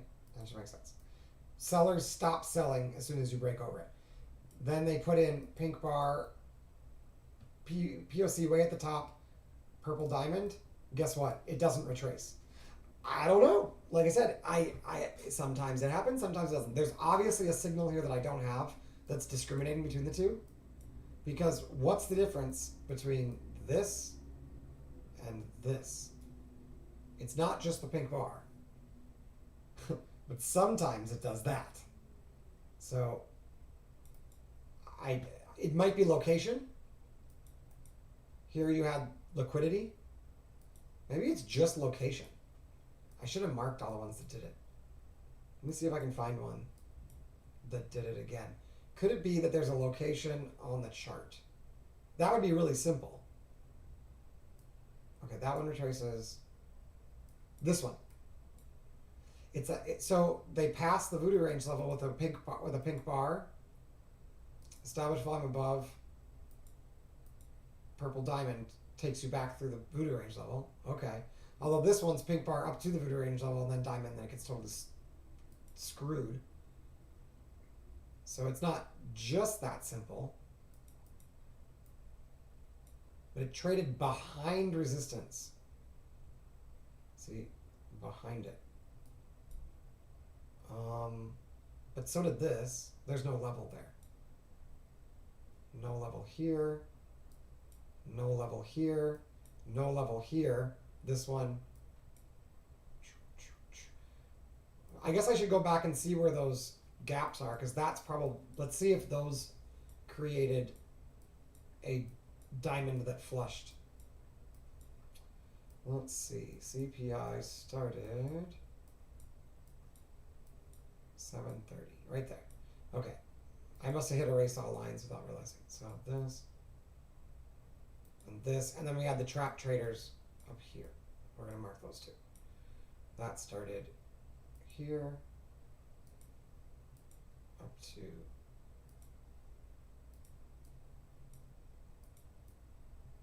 here, and then that's going to be extended. Extend. Okay, and so now when we interact with that gap, do they give the diamond signal that doesn't need a retrace? Let's see. Because that makes sense to me. It's established resistance.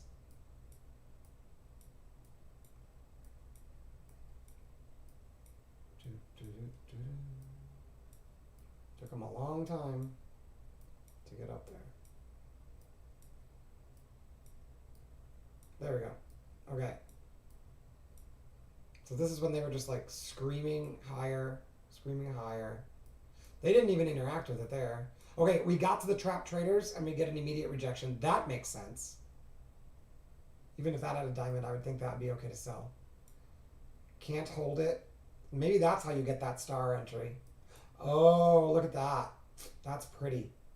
Through the gap, came back in, bounced off the gap, and goes higher. Well, that would have been... That's kind of obvious. Surprised I didn't see that. Here we go.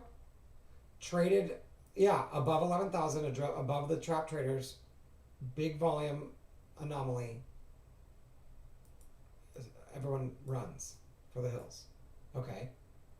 So now things start to look a little bearish, right? Doesn't last long. But we talked about how this looked like chop, and I said that these, you generally just don't want to trade when it starts doing this. You want to wait for it to leave the area. So it finally leaves the area. And since it left the area to the downside, you don't want to buy green bars. What happened was it got underneath the trapped trader area. They aggressively try to save it. You'd be forgiven to buy that, right? You'd get a little bit of your risk off. And then it rolls over. That looks bearish, right? Especially this. This looks bearish. Oops. This rejection looks really bearish. The reason why it doesn't work, or the way to know it's not working, is that last purple background bar. We get volume above that, right there. As soon as this happens, I guess it's technically this. You know dip should be bought now. Dip. Now, where do you want to buy it? Find the low and high. You want to buy it. There. Okay. You want to see it come back and bounce right there. Oh, look, that's what it did. Okay, cool. If you didn't get that one, get this one. Goes back into the level and bounces. There's no algo signal there, but there will be if I'm right about another signal we're going to check out in a minute. I just wanted to figure out these diamonds and just go through the rest of the day. So here we get yellow arrow on a down. It means it's probably resistance. They trade behind it. Arrow, diamond, short. That works. Thank God that works. Because that's a new signal I just optimized. And if that wouldn't work anymore, I would think I did it wrong. Because I literally just got that working. Okay, sorry, Garbage Man is here. Note they try to take back this VPOC and they just can't do it. And these green bars that interact with that VPOC are great places to buy. Stars are good to buy too, so this is fine to buy, but this is better. Okay. If I caught one of those, I don't remember which one it was. They blow through resistance. They say they're going to try to hold resistance. They can't hold resistance. It's bullish. So you just buy this. And feel like a dumbass when it rolls over. See, this is what usually happens. Test above. Big volume anomaly. They try to push. They come back up with a volume anomaly. This is going to be a chop zone. Nope. Just takes off. Like, that's where I get confused, right? Like, normally, this is like, okay, it's going to chop around for 30 minutes because they can't decide who's in charge. And instead, for some reason, they don't even retrace this. And so, again, what's so different about this one? And I don't know the answer to that. Other than perhaps it was resistance. Resistance. Resistance. Resistance. A diamond that fell down. So that's interesting. So this one got the rejection. This one got a rejection. And then once we beat it, which happened here, with the VPOC line getting above it on a bullish bar, now it's bullish, so these will take off. And then you'd think that that area is support. It just never even comes back. So see, if it's bearish, this goes lower. If it's bullish, you buy when they beat it. Okay. Arrow, this is the capitulation arrow. Bearish on the up bar. What does that mean? When you get a sell signal, sell it because it's probably done for a while and it's at least coming back to here. So that's a reason to sell this. Did I do it? No, because it had a diamond on it and I thought I'm supposed to wait for it to come and retrace. I didn't want to get my stop eaten. Well, it didn't eat my stop. It just never came back. See that? It never. And then once it did, it didn't roll over. So, like I said, I have to work that out. This one doesn't even have a pink bar behind it. It has one here, but it does have the arrow though. This I almost bought, but I didn't. I was too nervous about it. And then this one's definitely not a sell. And then they do it again with the arrow. That's a better sell. That's a great sell. And if you miss that, you can take this now. Why can you take that? Because volume to the high. It's exactly the opposite of what we did before. Volume off the high. The volume here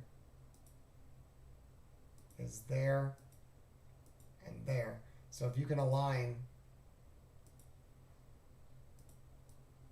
with that, get volume underneath them, retrace, and roll over into that zone.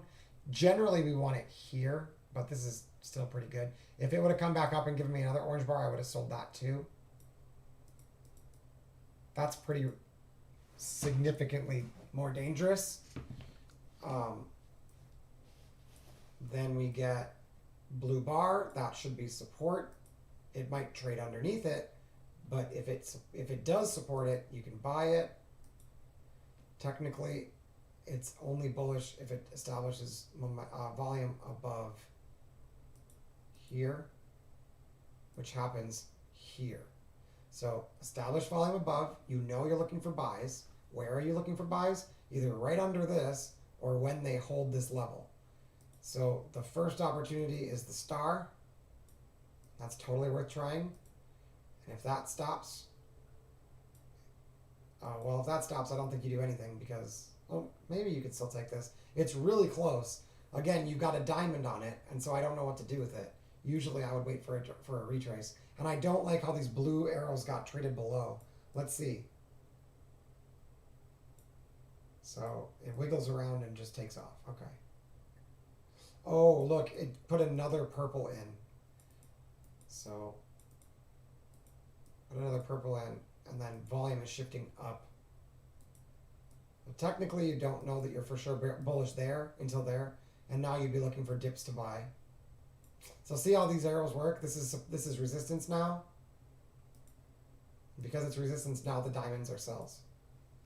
So if you're aware of it, okay, here we go. So this is the buy, right there, because it came back into this level after establishing above it. That's the buy. Yep.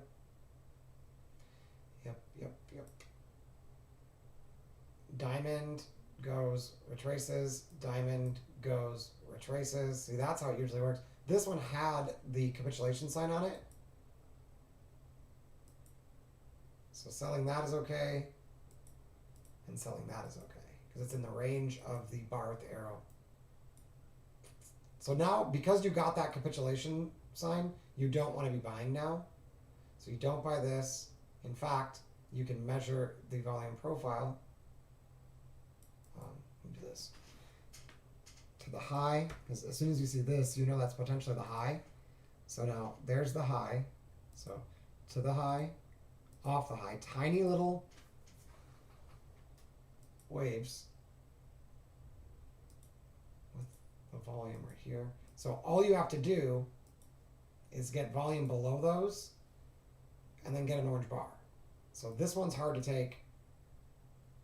This is really aggressive. That's your short. That one, straight down, no retrace. Maybe that's what it is. Maybe it just has to have volume above it. That actually makes sense. Hold on. That actually makes sense. Because it's a volume anomaly, And if it's going to act as resistance, it probably needs volume above it. That actually makes sense. Holy shit. Wait a minute. That actually makes sense. So for instance here, this one probably does not have volume at the lows. Let's see. Yeah. So see how this, to the downside, all the volume was up here. And so when we print this blue diamond, that high has not yet taken that volume. So it needs to retrace before it goes. This one, the bearish one, here, the only way it could be bearish right away, I don't know which one it is. Not, yeah, so it's that one.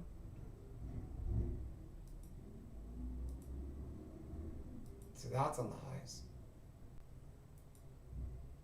So I think it's just it's the one going in the opposite direction. So for this one, whoops. For this one, to immediately sell it, you would need to have the volume on the bar, on the range, on the wave that approaches it would need to be above the close. And it's not, it's down here. Okay, that's interesting.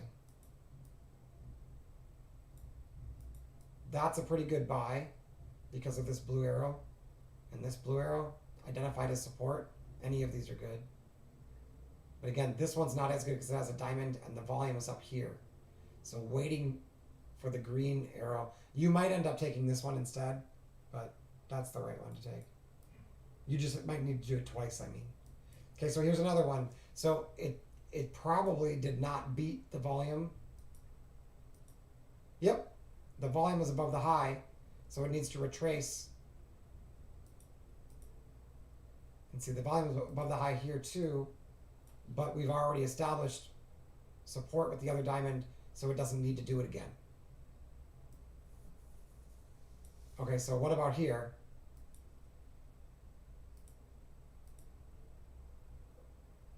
Doesn't reach it yet.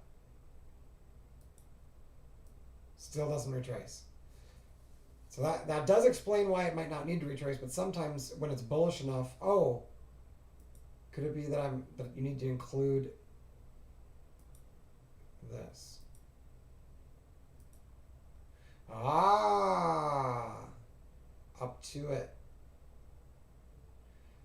That would mean that in an uptrend, most of the diamonds with the volume anomalies should work on these pullbacks. The only ones that won't, here, wait, what if I do that with this? Up, down. Yeah, the only ones that won't will have the VPOC above it of the wave up and the wave down together. Okay, let's see if that keeps working. Arrow, next sell is good, right here. I wonder if it's the same deal for these guys. I don't know. Because these often need retraces too. Let me check. Wave up, wave down, volume above, volume not above. So this one, not the same. Not quite the same. Okay.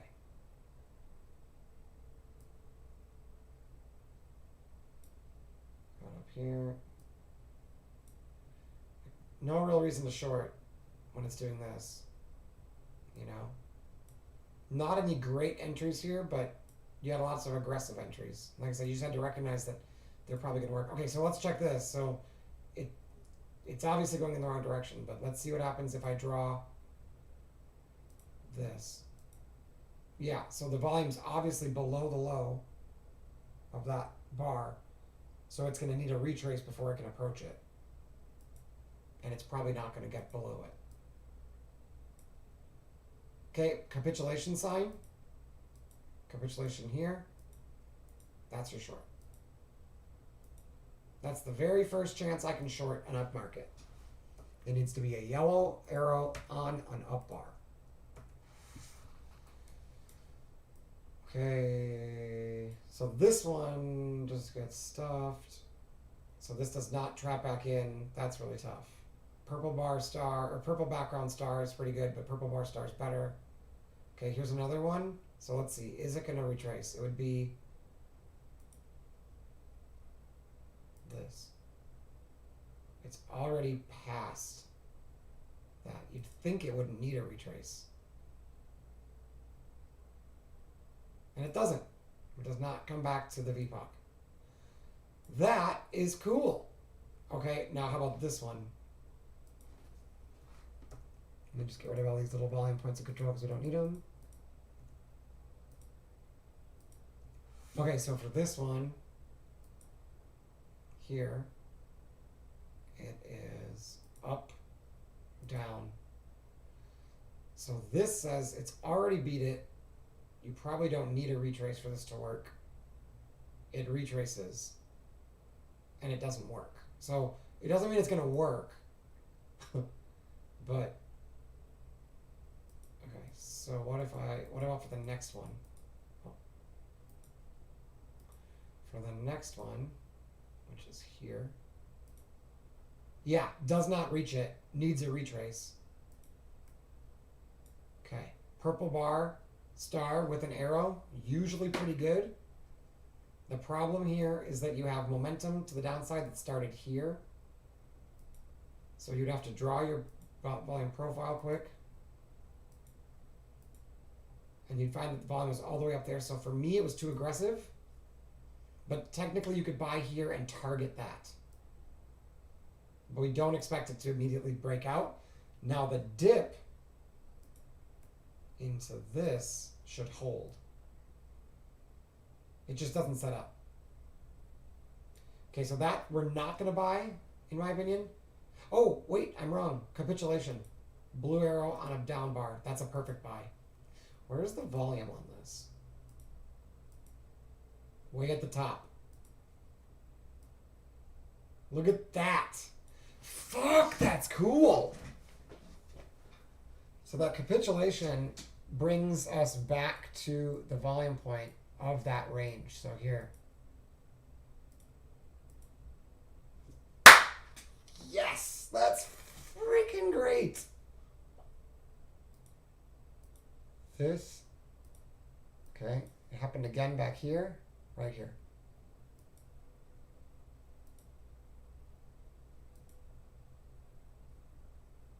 So that one would not be much of an opportunity because the VPOC of that move is all the way up to the top. Went a little further than it, got over it with the green bar, it's over.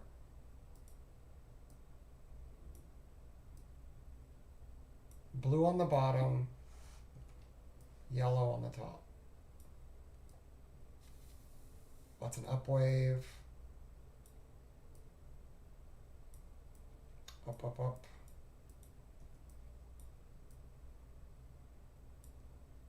Okay, so wait, if I do this, it's way down there. So why did this not need a retrace then? It didn't overcome the volume. Oh, is it because, I know. I know what it is. I bet you it's this. No. So that got it all the way down here. So sometimes it still does just work. I don't know why that one worked. Okay, here's one. Oops, that's not the right place. Wave up. Yeah, so we got the signal here. We should expect the sellers to get here. But what's interesting is that in this case, we have not yet crossed the VPOC. I see. So it's not just that you have to cross it. It's that you need enough room to get there for risk reward. That we can't really be guaranteed that we're not going to get past that. Now in this case, we went to the next volume build. Down here, there's another volume build down there, and that's where we actually went. So it didn't stop here. But I think the problem has been when the like this, you've got the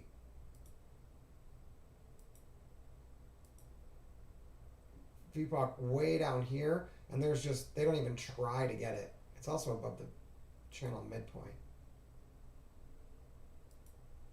Okay. Where was that capitulation sign on the downside? Wait, so what about this one? Why doesn't this one go up?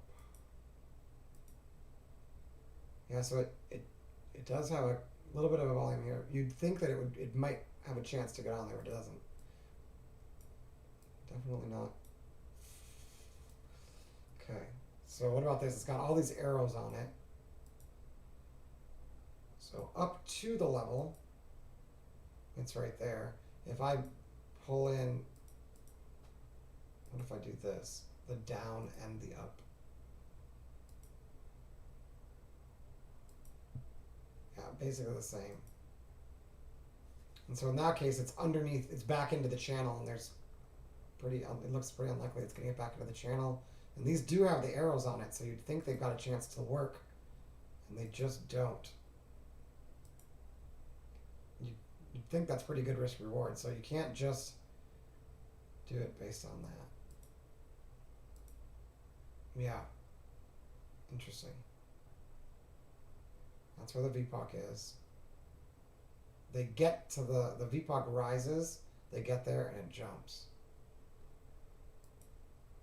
Okay. Okay. So where's the VPOC now? Way down here? There it is, down here. Okay. I wonder if, okay, so there's where it adjusts. So this one. So I might miss this one, but this one should be good. Yep. Okay, now VPOC's up there. Shifts down. Right there. Preferably on top. This one. Okay. All right. Where were we? Anyway, we'll get to that in a minute. Where were we? Already did this. This is the 11,000. Turns back. Let's see. Did I do this? I don't remember if I did this or not. We're sitting on this voodoo range level. They try to reject it. Even though it's the second diamond, it doesn't work. They're just not getting anywhere. And if you measure the volume, you would have found this level takes off. These all work. Yeah, here we go. Capitulation. This is where we were. So VPOC moves up. We get underneath. Back test it right here. That's the setup. I'm going to teach you how to find that in a minute. Let me just make sure I don't have anything else that I'm missing here. So here you've got diamond. Yeah, we just did this. Okay. We did this already. Did that. Yeah, the VPOC is going to be a neat setup. All right, so this one works without a pullback. If I go down, up, yes, we've already crossed the VPOC of this little move, so it's going to easily drop as long as it's not super bullish. Same thing here. Down, up, whoops. Down, up. Just barely. Okay, and then if I do the same thing but I stop before the arrow.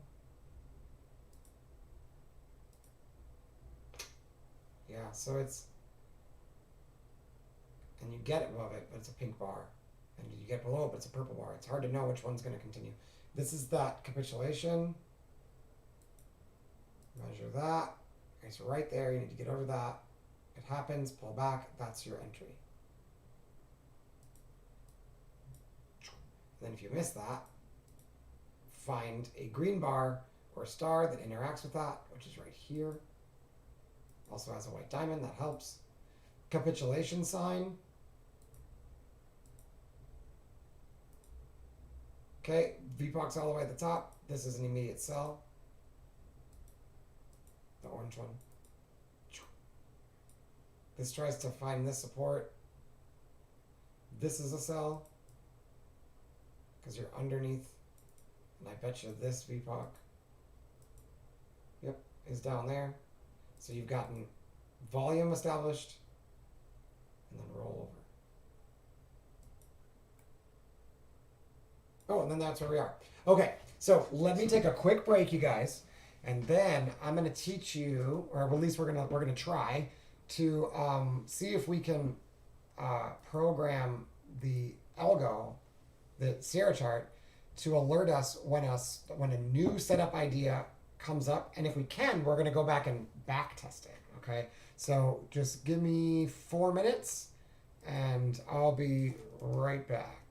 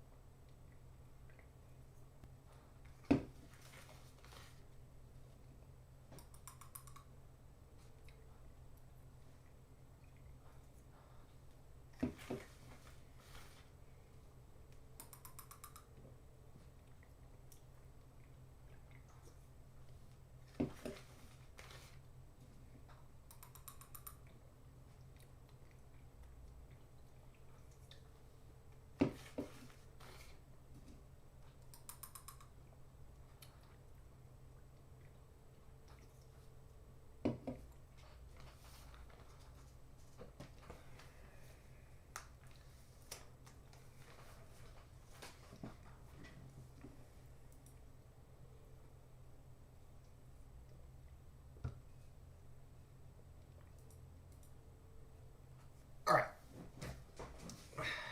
I'm back. So, here's the idea. Make sure you guys can see this. Okay, everyone can hear me out. Here's the idea for a new setup. It's something I saw, I think, was working today, but it's going to take some optimizing to figure out exactly how it works. Let me take you to the spot that I actually saw it work. this is the idea. So we're gonna change some colors here so it's easier to see. Oops. So we're gonna change the VPOC here,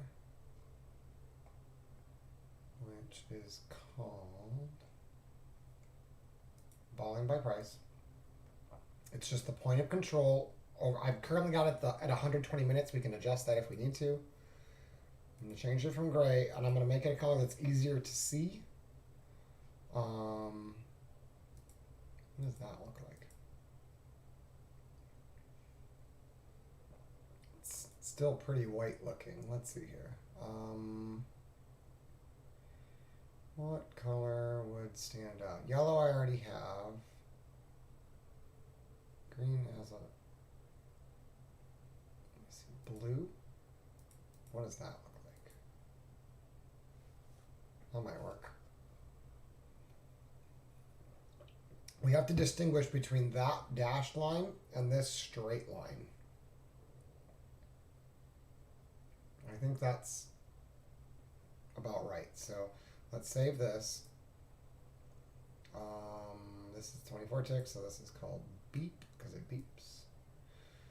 And okay, save all. All right. All right, let me explain what it looks like first. And then we're going to get out our trusty notepad, and we're going to build a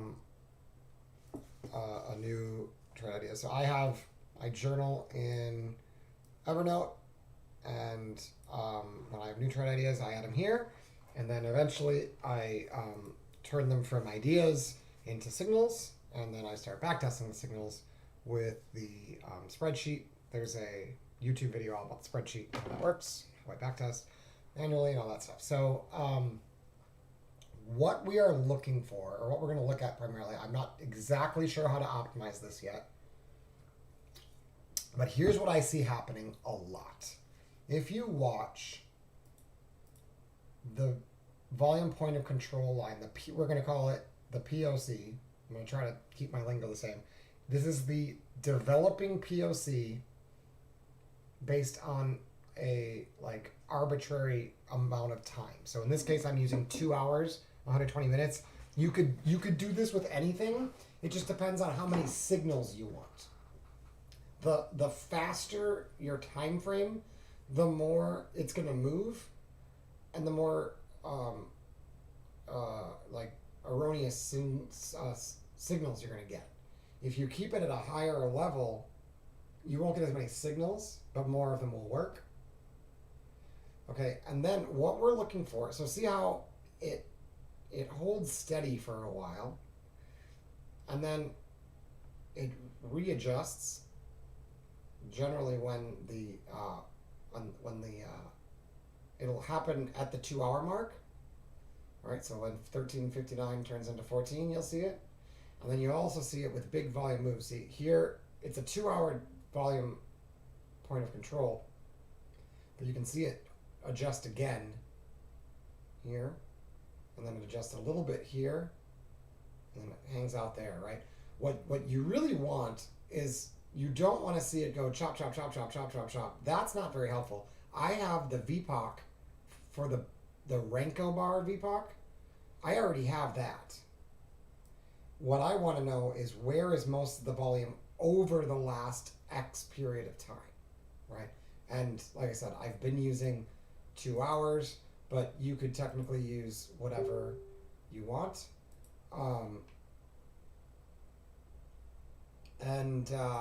Yeah, so that's the first thing to watch, because what ends up happening is when price is changing directions, so it was going up, and I want to know when it goes down, I'm seeing two things happen pretty consistently. One is that eventually price will return to where that VPOC line, the POC line, wherever that has been stable is where they want to return to. So like this is probably a level we'll return to. Here, I'll show you. So let's say the market's right here. Well, the PLC was stable. The 2-hour PLC developing was pretty stable all the way up here, right? Chances are, here we'll do it like this so it's a range. That area, which is where the PLC was to where it shifted to, probably pretty important, right? This area, probably pretty important. This one, it didn't stay there very long, so just 2 bars. So we'll skip that. This one, it went away, it came back. It's right on the voodoo range level, probably pretty important. What you'll see is price will come back to those areas and try to react off of it. Choose a direction and then go. Try to react off of it. Choose a direction and go. Try to react off of it. Choose a direction and go. Try to react off of it. Choose a direction and go, right? So a lot of times the market moves can be determined, future market moves can be determined by where volume's been recently. So like volume's been recently here, that's going to act as a magnet for price to come back and check that out. You can see that it hung around in here for a while, regardless of price going back to test out these other levels, right? So that's the first thing to be aware of, is that that's pretty normal. You can see that it shifted down here, which is not necessarily bearish. It's how it responds to that downshift. Now, when the market chooses a direction,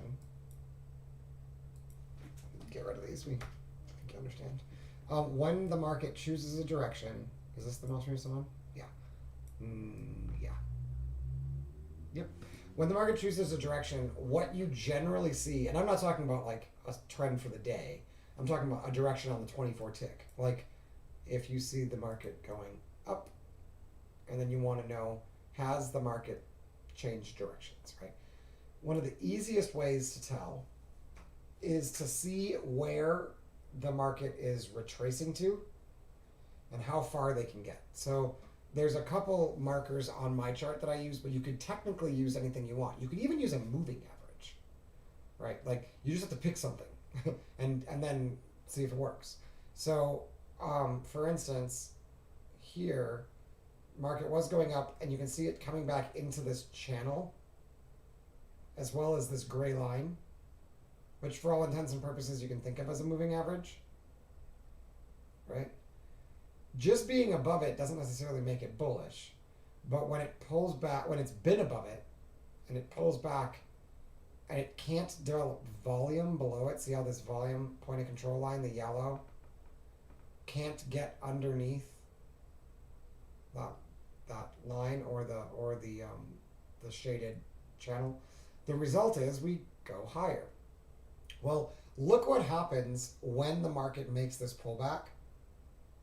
It tests that spot, and then look what VPOC does. The POC line, the blue POC line.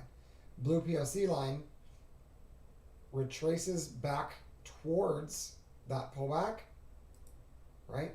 This move, well, damn, I keep doing that. This move here in the blue line, right? Price drops, volume follows. Once volume gets down there, what does price do? Breaks out. Okay? Now let's look at the other side. Price goes down, tries to touch that channel in the midpoint, right? It puts volume down here, bounces up.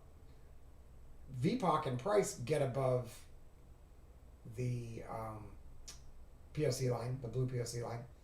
We can't close a candle that's not yellow that's not pink with a yellow line above the POC line. That's bearish. If you're not sure when to get in, the obvious place to get in is when you retest the channel top or maybe the moving average, and then what's going to happen? Price is going to, the VPOC will shift. Price will then close below the VPOC, which happens right there. Or technically you could say right here, depending on if you were waiting for this test or this test. But one or another, this one by here clearly has happened, right? In other words, you've traveled down, you've moved back up. One of these lines is acting as resistance. Volume has shifted towards price, and price crosses the POC line. You get an extension. Okay? Maybe that's just that time, right? Maybe that doesn't happen all the time. Okay, we wait. Is it bullish? We don't know. There's no back test yet. There's no POC shift. We wait. Nothing. So we potentially miss this. If this is our only trade, we miss all of these turns, and we'll get the second one, right? It's a very conservative way to trade. So you'd skip this. You'd be short. You'd have to have some way to know to exit. We target 20 points or something. Okay, we come back up. We break over VPOC. Great, break over the POC line. Great. Not yet time to buy. Why? Because we haven't pulled back into one of our levels yet. Well, it tries to pull back into the gray moving average and it doesn't hold. So it comes back to the channel bottom, right? And bounces. Cool. What does it have to do now? It has to pass over the POC line, preferably after it shifts, and then close above it. That happens right there. The POC line is behind this at 11,000. I can believe that. So once that happens, technically bullish, and you get 15, 20 points. Okay. Turn around. Looks kind of bearish, right? What happens? Go lower, come back, touch the moving average. Right there. Touch the back of the channel right there. VPOC didn't shift in this case, but price closed under VPOC. We get a move down. Anybody see a pattern? Does anybody else see a little bit of a pattern there, right? You're not going to know before it happens, but once it occurs, you can get on it. So how does this work? Well, we were going down, right? So if you want to know if you're bearish, you need to come back up, test the gray line or the gray channel top, close a bar below the POC line. There it is. That would be the short. Now, like I said, this system is not going to tell you when to get out of the market. It's not going to do. And it doesn't necessarily have to be test the line and break the VPOC on the POC line. I mean, on the same bar. It could technically be test the POC line here, test the channel here, break the POC line here. So the tricky part when it comes to coding this is going to be we're gonna basically need to make multiple signals. One of them will have to look at, did it retest whatever line you want to use, and then another one's going to be, did it cross the POC, and then we would make a third signal that said the first signal happened, and then the second signal happened either in the same bar or just before it. So that's what the idea is. An easy way to test it would be to identify one part of the signal and code that, and then just see if you can find the other part of the signal right after it, and if it usually works, you're probably on the right track, right? Because then you have to do the two separately. For instance, if I want bars that that touch but don't close above the top channel line, I wouldn't get this because this one touched and it closed inside of it. I guess I could say touched this one and didn't close above this one, but you can see this one clearly touched it but didn't close above it, and so that one would be signaled. And like I said, this would have been a short on that star because it touched it, didn't close above it, and then it broke down below the VPOC. So let's go back to like earlier in the day, and let's just see if this would work all day long, or if it only works in certain situations. And then we can go back to a random day and see if it works even when there's no momentum in the market. And if it does, it might be worth trying to code it. So let's see. If you guys aren't interested in the coding, let me know, or just leave. No, I don't have to do that on the stream if nobody wants it. It is kind of time consuming, but I've heard a lot of people say that they're confused by Sierra chart and they don't know how the coding works. It's actually not that hard. Okay, this is oh no, earlier. Okay, so this is after the CPI. So we're gonna we're gonna skip that for now because there's just no volume back there. So since this is a trigger that signals when we pass the point of control, it's probably not going to work as well when we don't have a lot of volume. I can test it, but we'll see. So let's just start at like a arbitrary place like here. Okay, so do we know the direction before that? It looked like it was bearish, right? But the VPOC is way up there. So there's nothing to do all through here. We've not crossed the VPOC for a long time. There's no signal. You just sit and wait, right? Each time it tests these levels, that first signal would fire, but we would never get the trigger to get us into the trade because it doesn't cross the VPOC again. It's got to start above it and then close below it. So now finally the volume shifts down, and so this would be our potentially first bearish bar with a signal because it tested above the channel or the gray line, didn't close above it, and then it crossed the VPOC. So that would be a short. Then it doesn't give us much. Then we test below the channel line but close above it. There's our first signal to the long side. And then here's the trigger to buy right there. Does that work? Yeah, a little bit, right? Okay. Like I said, it's not going to help you get out of the market.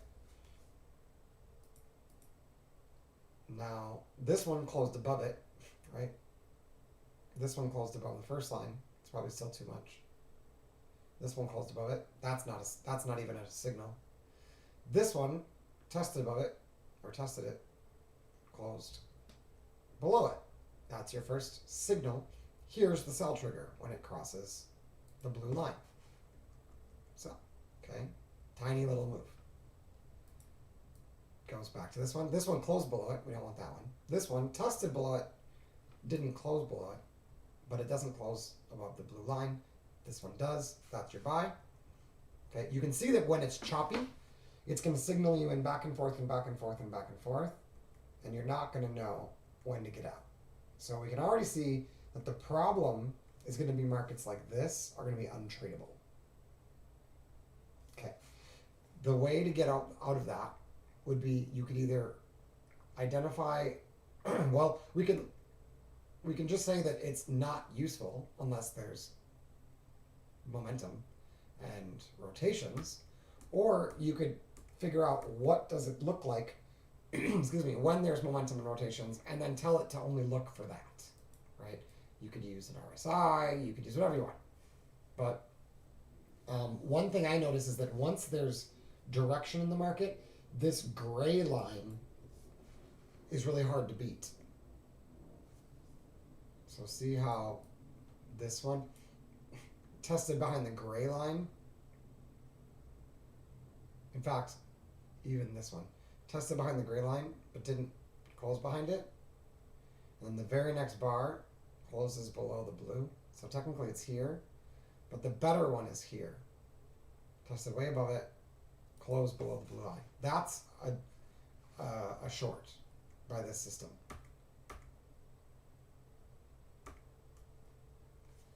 Tested above the gray line, closed below, broke below. So this one and this one and this one would all trigger in this case.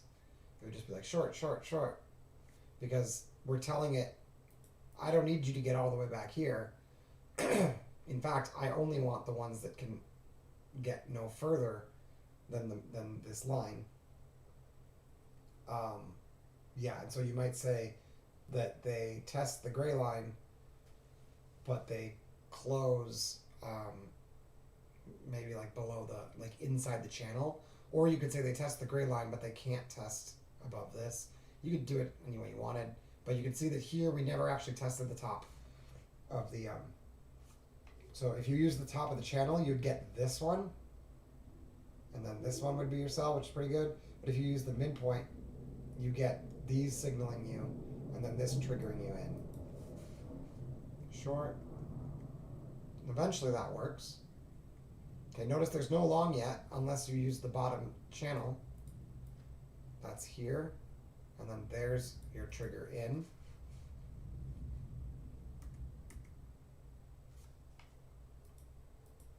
Pulls back, triggers again.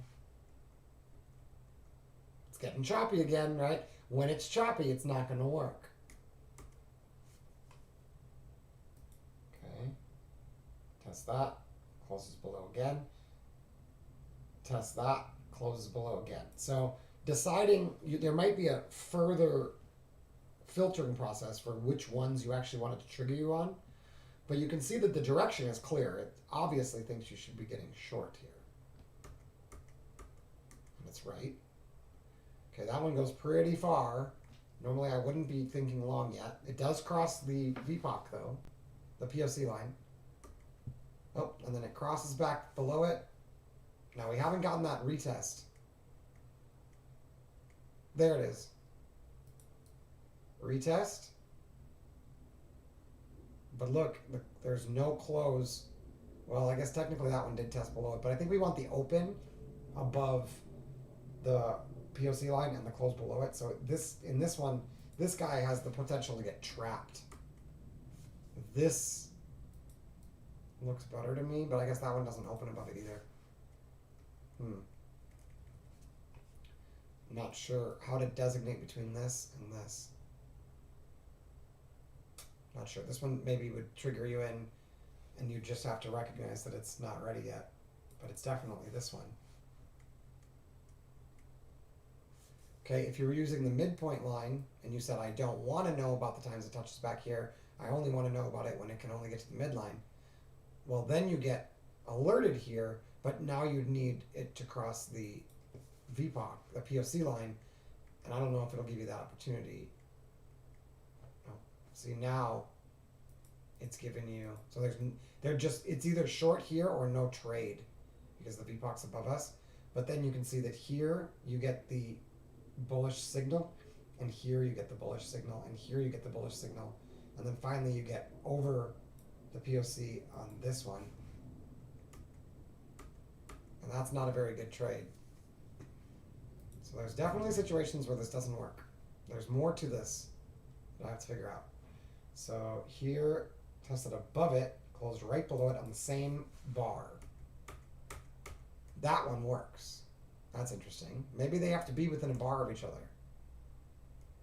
Okay, notice this one does test the midpoint, but the VPOC is way up there. The POC line is way up there.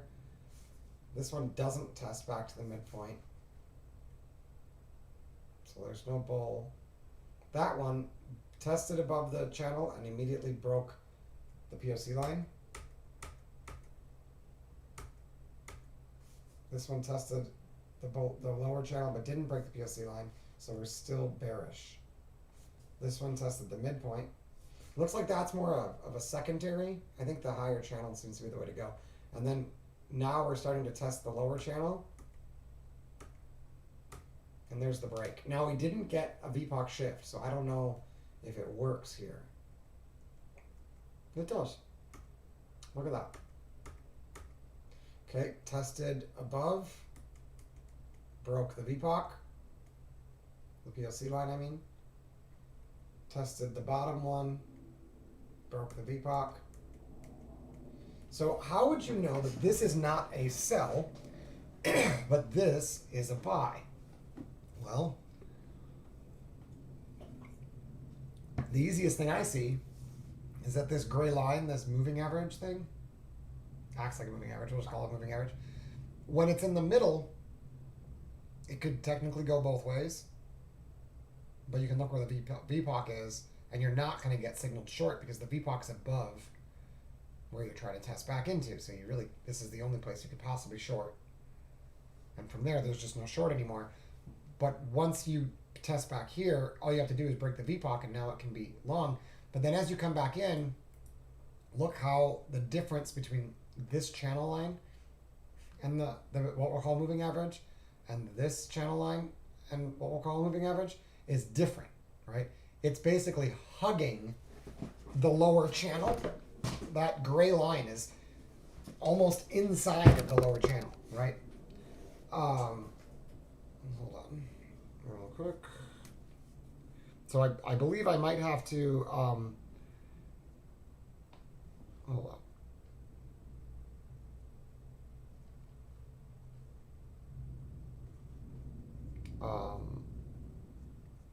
I may have to consider that as a part of the signal, like a condition in the signal as well.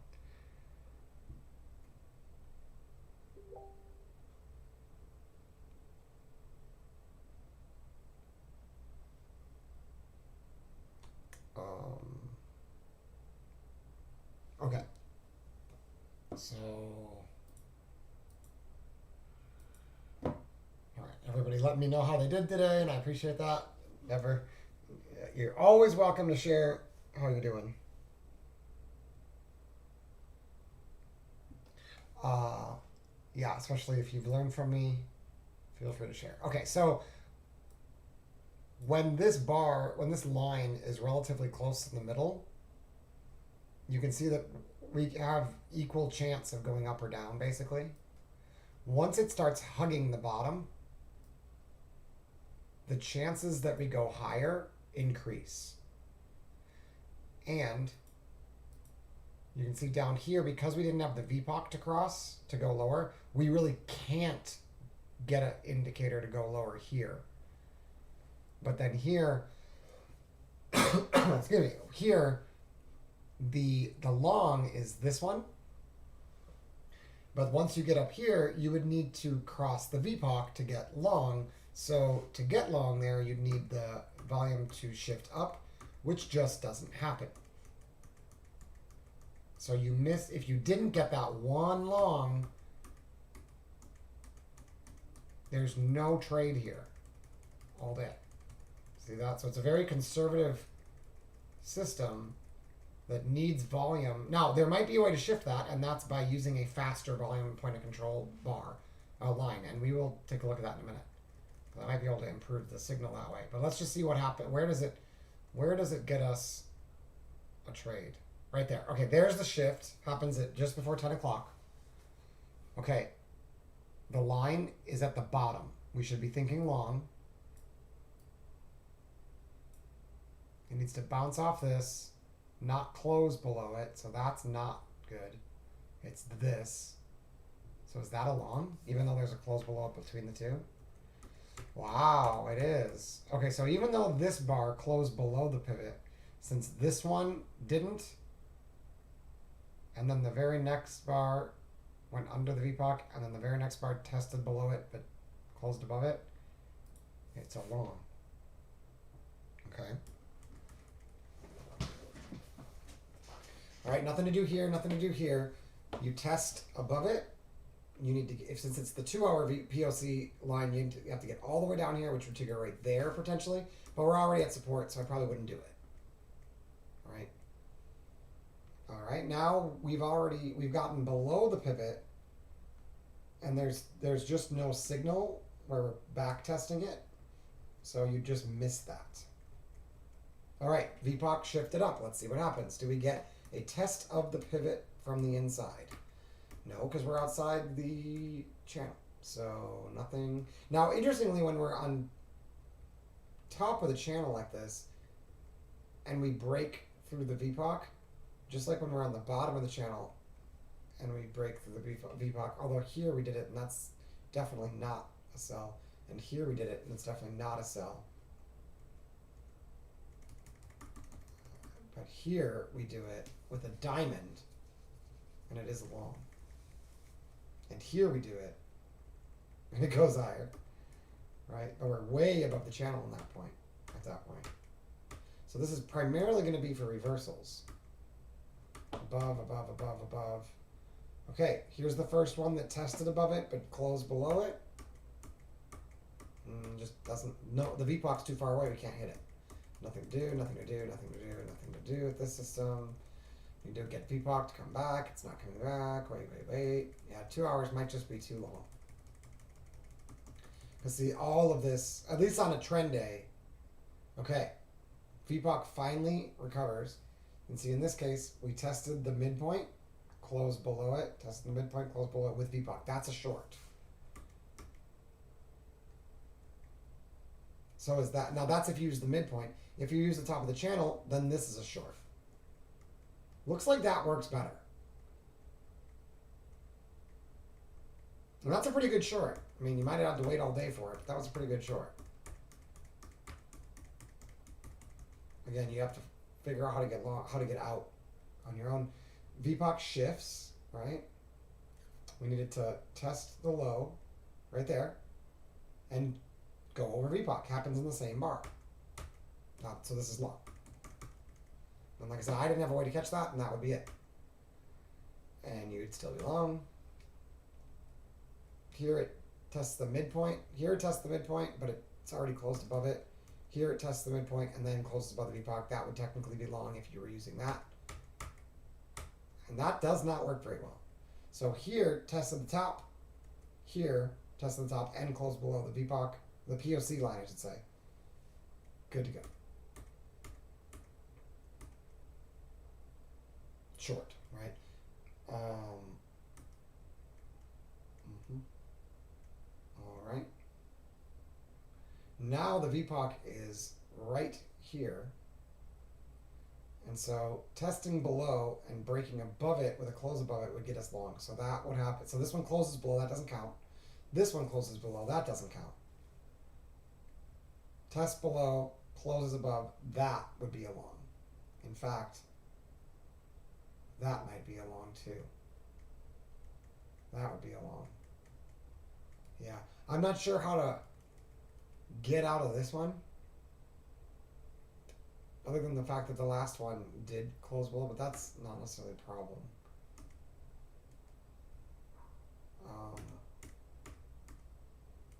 The one thing I see is that this one also closes above the midpoint. Although so does this, and that one works just fine. So I think it's just a rare occurrence where it needed 2 tries. This one just didn't work.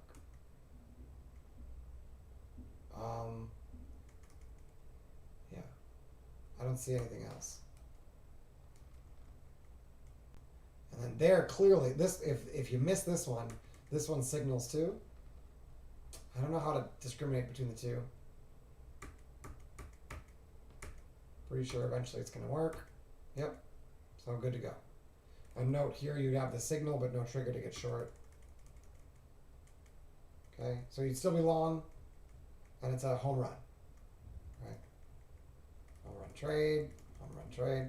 So you might have had to wait for 2 hours to get your first trade, but you got a short that definitely worked, and then a long that definitely worked. But look, VPOC has not shifted, so there's nothing to do here, because VPOC's so far away that we can't interact with it. And like I said, I might be able to fix that by changing it to a different time period, so we'll try it in a minute.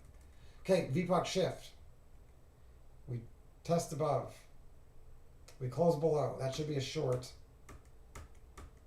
And it's early. Why is it early? Because it just shifted there. Right? We saw this before too. So it looks like when VPOC used to be not here, and now VPOC is, it's probably not ready yet. It probably means wait for the next signal, which would be right there. Because there's the signal, or there's the signal, there's the trigger. Oh, that signaled you long now. This one signaled you short. The VPOC is right in the middle of the channel. That might create problems. This one is a long. Is this going to get choppy? Nope. You just have to go short first and then get long. Okay. That's there. Yeah, those are closing below, and now the VPOC's below the channel, so this one is in the wrong order. It broke the VPOC, and then it back tested the channel. I don't know if that works. Nope. Good. Less work on the coding. Okay, test the top. Breaks down. Short. Home run trade. So, like 3 home runs, a couple scalps, 2 stops, and a ton of waiting with the 2-hour POC. Okay, it shifts. And remember, we might not want to take that first one because it just shifted. It stops out. That one should be good. Test behind, closes above. Note the VPOC, the POC line is all the way at the bottom of the channel.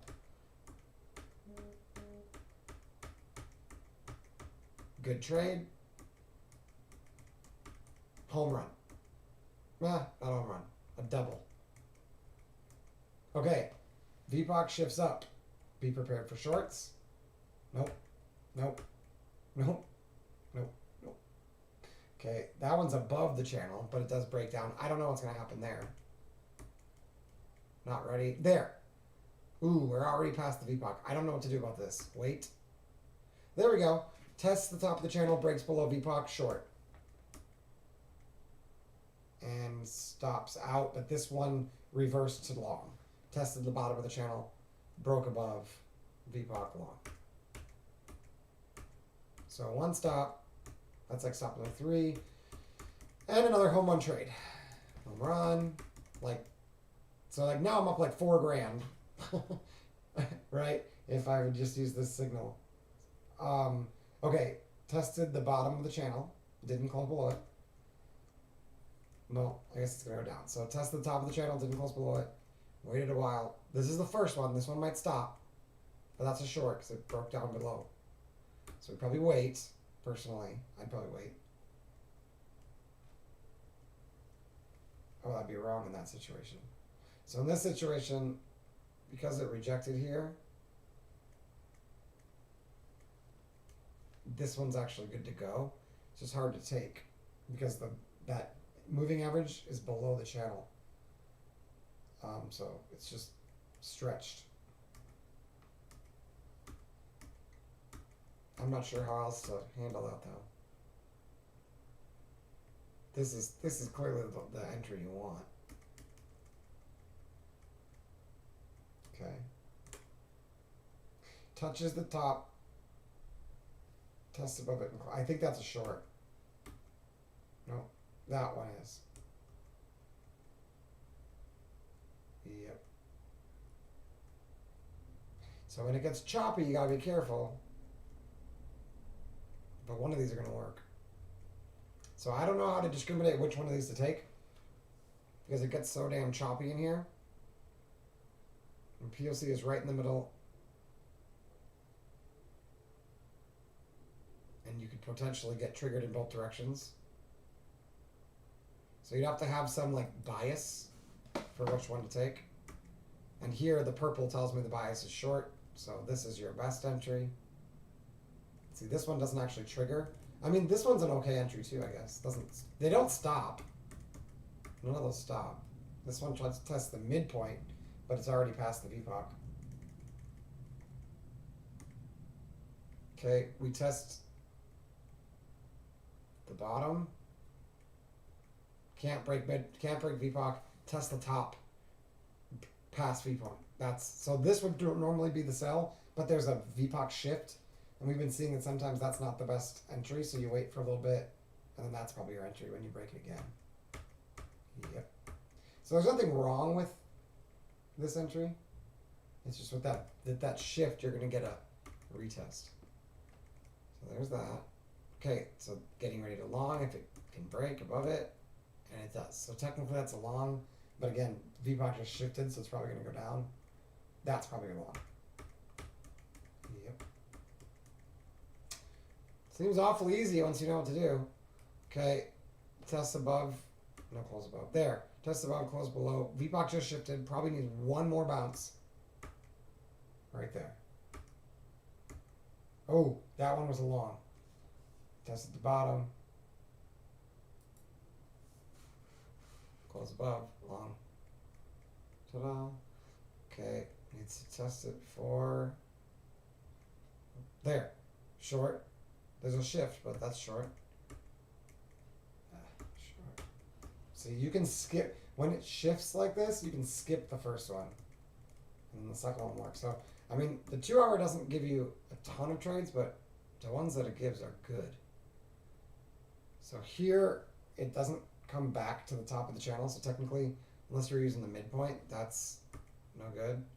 And then it tests below the channel and closes above it, and also closes above POC line. Long. This one tests the channel, closes below POC line. Flipping short. It might be choppy.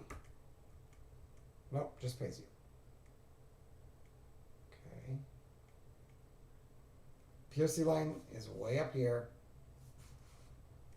We're not able to get to it. There we go, there it is. So, yeah, we have to wait till we get a retest.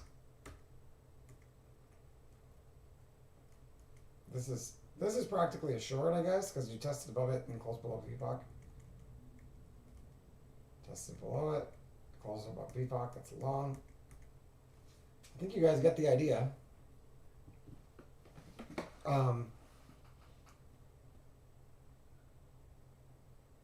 So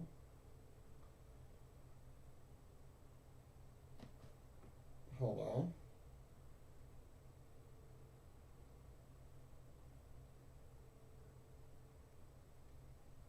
All right. So there's no question there's something there today. Today it was working, right? The hardest part about this is you don't know how much time is going to be between this test and this break. And you don't know where the market's going to be then. But if you get this test and then this break, it's usually going lower. And if you get this test and this break, it's usually going higher.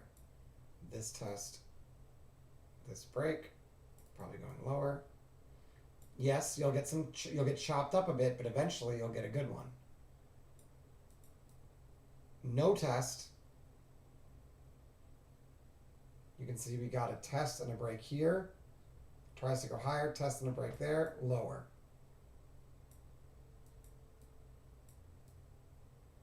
That went below it. That doesn't count, I don't think. This one didn't test it. But we did break above it. So I don't know if this one counts or not.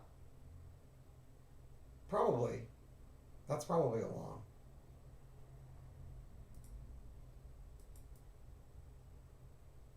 Not perfect, but close. So I think hopefully we understand sort of how it works. The other thing to think about is the interaction between the VPOC and the channel, or the VPOC and the MA here. So for instance, when VPOC falls below the MA, the next retest, reject, is probably lower. So here unless you got the VPOC to then go over the MA, which isn't happening. So let's see, is it short here then? Should be short here. Order filled. Shouldn't go above 83. We'll just put it at high day.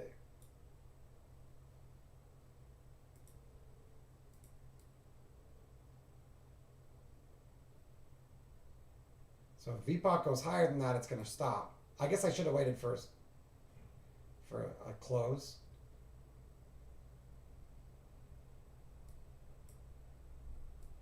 It's a little bit aggressive because I should have waited for this to close, technically.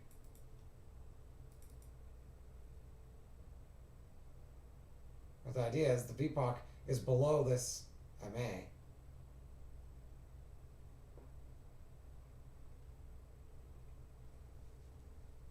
So they're going to have to close above it to change that. and to close above it, they need to get into the upper channel. But if they get into the upper channel and reject, it's a short entry. So technically, I think you should probably wait for the close of the bar. But it looks to me like this is what the shorts usually show. Where the shorts usually show up. So let's see. Might have been a little bit anxious to get in, but I think the concept is right.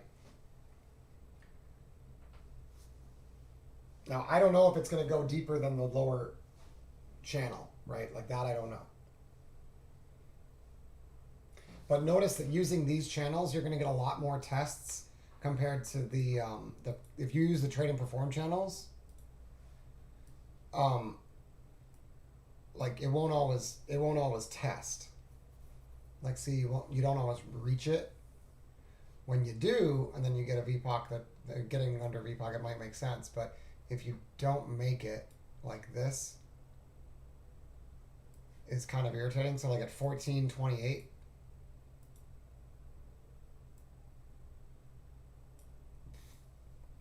I get the channel test and an entry, and the same exact system using the trade and perform algo radar channel would not reach that level. You'd have to use like the midpoint, and I don't know how well the midpoint works. So it's like I said, I'm not trying to say that it's not good or anything, or that you shouldn't use it. I'm just saying that for this exercise, I think that the Fibonacci bands actually work better.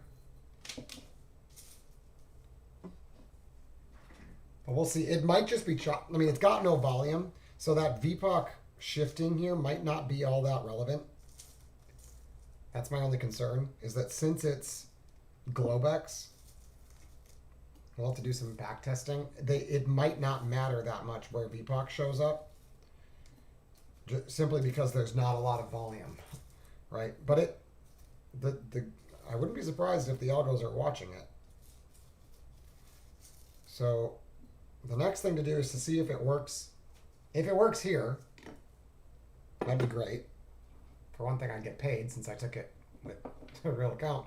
Second of all, we would then be able to see if it works elsewhere at different times and in different days and in different conditions. And then what we can do is figure out if 120 minutes, even though it offers some really good trades, it did have a lot of periods where it just wasn't around. Like the VPOC was so far away because it doesn't shift very often. So it's possible that like a 60-minute VPOC might give more opportunities. And that even like this one only stopped, like truly stopped out like 3 times in the whole day from what I saw just now, doing that little like quick manual backtest. It maybe stopped 3 times, and when it stops, it's usually a reverse. So you usually get back your stop as long as you stick with it. And like I said, the challenge is you just need to kind of have a sense of which way the market's going, and that way it looks like most of the stops will be okay. If you guys have questions, feel free to ask in the chat pane. I'm watching it, so if anyone's lost or you have total, a lot of questions, just ask. Whoa, Twitter's Elon Musk being investigated by federal authorities. His conduct in connection with the acquisition of Twitter. Oh shit.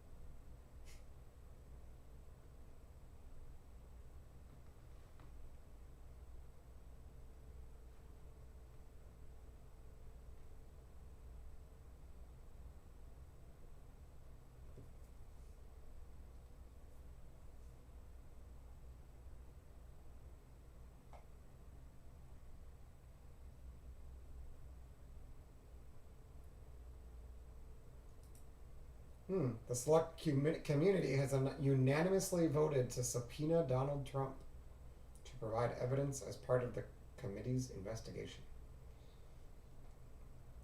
Interesting stuff in the world. Raleigh, North Carolina shooting. Jesus. What the hell, people?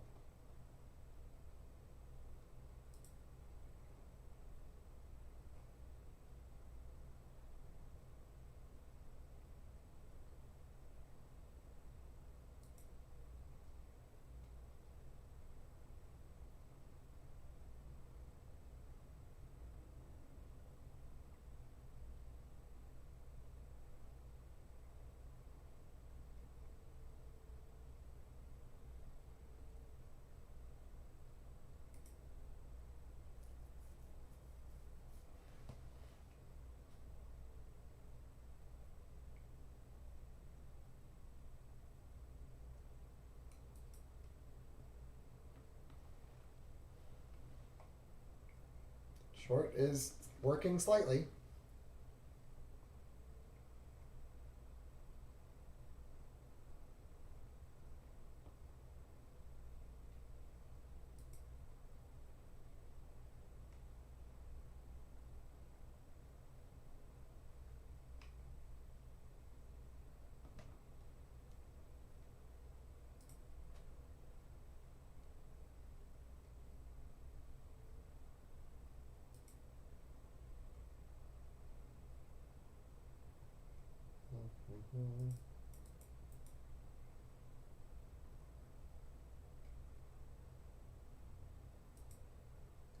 It appears to be working. That's pretty neat.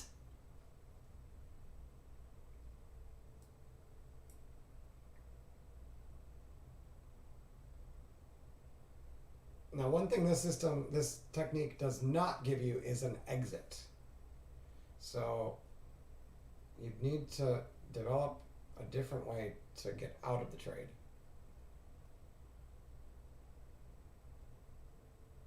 I mean, it's not that hard to do it visually without a signal, to be honest, because it doesn't show up all that often. You just need to come up here, tap this, and then close below the blue line.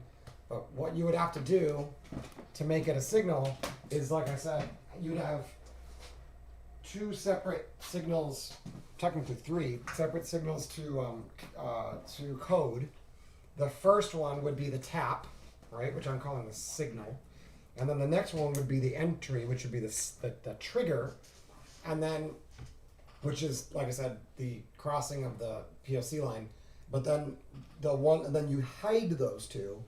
And then the third and only one that you actually show that's unhidden would be when the signal shows up on the same bar or the previous bar or the two previous bars, whatever you want to do, before the second one shows up. So it's basically like, show me trigger when signal occurs on the same bar, or show me trigger when signal occurs on the previous bar, or show me signal show me trigger when signal occurs in the previous two bars, right? Like, that's how and then the actual coding for the signal is basically current bars high is, for the short, would be current bars high needs to be higher or equal to whichever line you're using. So like this lower part of the channel must be higher or equal to that. And the close must be lower than that. And so you're going to get that a lot, right? It's going to be here, it's going to be here. Anytime it touches it and turns down, it's going to be there, right? So this one, this one, this one. That by itself is good. You're going to get this one and this one. But you won't know whether or not it's a good entry until you also tell it to say the trigger is any bar that closes below, start opened above but close below the VPOC, which would be this one and this one. But you'd also get triggered on this one and this one and this one. And I don't know about this one because it didn't close yet, so I was a little early on this one. But then you would, once you add it all together and said, show me all the triggers only when signal happened on the same bar or the previous bar, you'd get this one because it happened on the same bar. You would get nothing here, those are all up bars. You'd get this one because it happened on the same bar. And you'd get this one because it happened on the previous bar. Then you'd probably also want to make a rule that says that if you got a trigger, in the previous bar, you don't want to see it again on your next bar. Otherwise, you're going to see a trigger here, a trigger here, a trigger here, and you don't need those all. You just need this one. So you can make an initial rule that the trigger is only a trigger if the previous bar is not a trigger.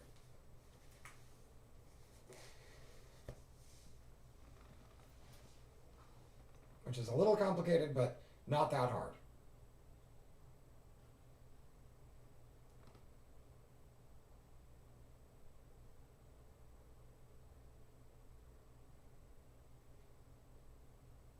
You just make one of the conditions that it has to be 0.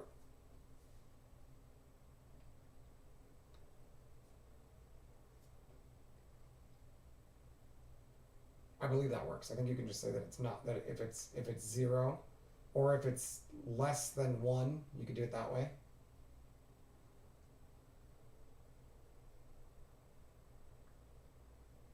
Because the signal, the trigger is going to end up being wherever it crossed the POC. That's going to be the price, right?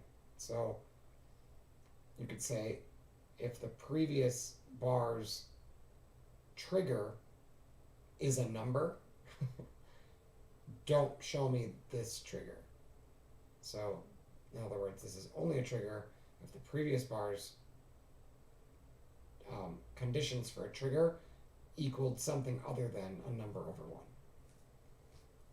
And then as long as you're not trading something that goes for $1, you'll be fine. Now, if you also happen to trade, JPY or the euro or whatever, and it occasionally trades for under $1, well, then you're going to have to code it a little differently. But for this, that would probably work.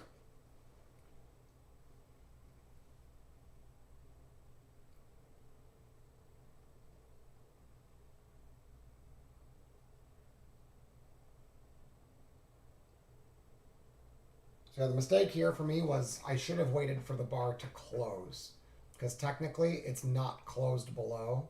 Even though this one was, it's now tagged it and closed above. So even though this tagged above, it could just be chopping in here only to close up here, in which case it's definitely not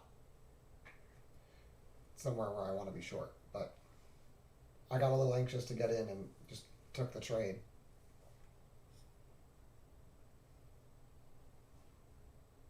We'll see if they punish me for it or not.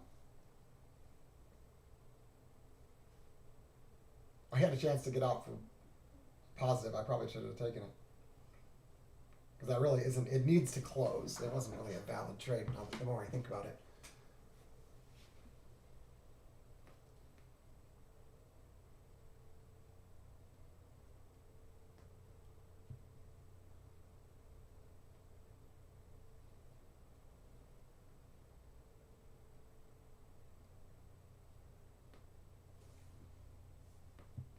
But we'll let it go. We'll see what happens. But yeah, if you guys have questions, let me know. And then what I'm going to do next is, after we see what happens here with the live test, I'm going to go back to a different day and see if it still works. And then we're going to try changing the settings to see if maybe it'll work better, if it'll still work basically with a 1 hour POC or like a 30-minute POC.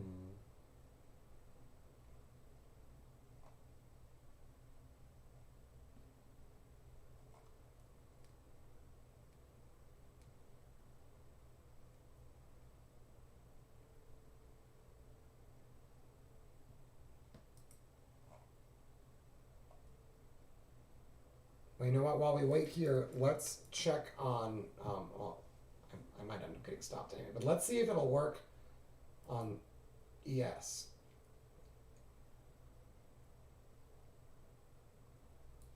Because I can move this without losing what we're seeing here. So we'll move that over there. They're probably going to come up here, sneak the stops, and then roll it just because it's Globex, and that's what they do, but we'll see. Yeah, bastards.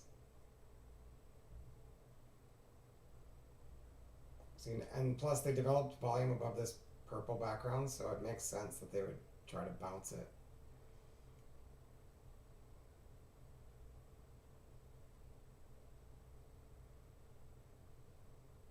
So here you can see we interact with it quite a bit more on ES. Let's just back up a bit. Let's see if it works here. Okay.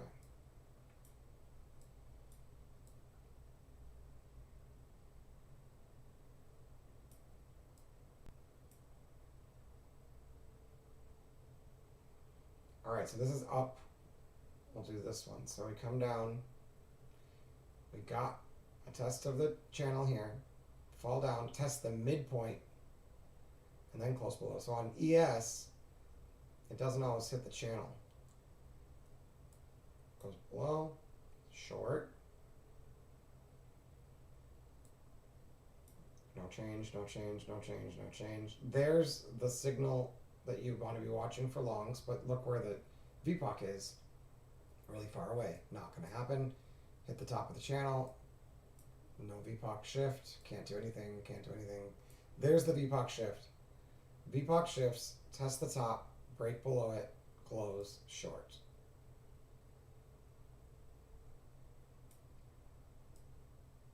Doesn't make it to the channel and closes above it. So I'm sure that's a stop.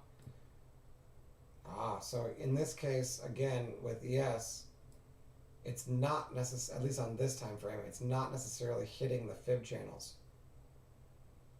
See that? So you might need to use the midpoint on ES. I wonder if it changes if you use a different time period. What if I use 6 tick? Are you guys seriously gonna stop me, you bastards? This has got extra signals on it, but let's just see.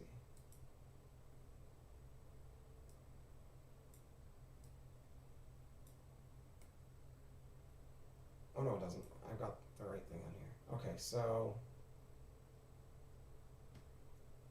I don't know if that reaches the thing or not. This definitely reaches the midpoint, closes below, short. Can't reach the midpoint. Oh, but the signal's now up here, so still short, still short, still short. Okay, shift, close below, signal, trigger would be way up here. That kind of sucks. But then here, signals below, triggers above, long.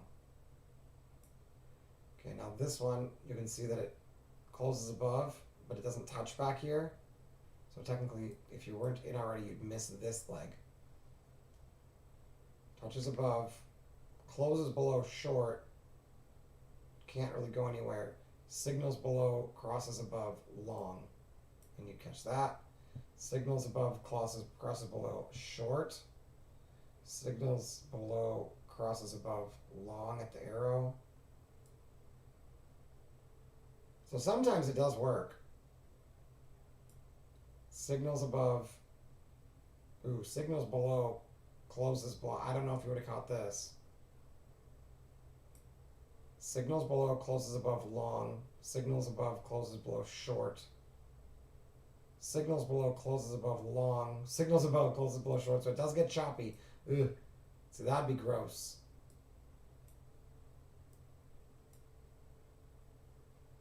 So the solution may be then a higher time frame. Let's see what that looks like.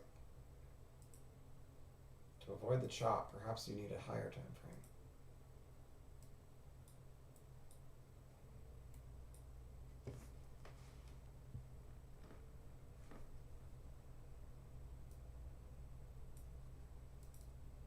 Okay, you need to interact with VPOC, which is down there. Okay, signals below, triggers above, long, home run.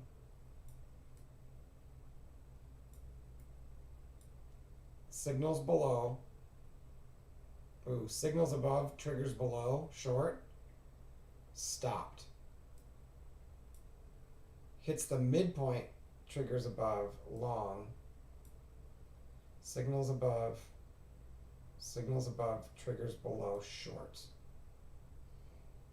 Definitely some stops in there. Signals below, triggers above, long. Yeah.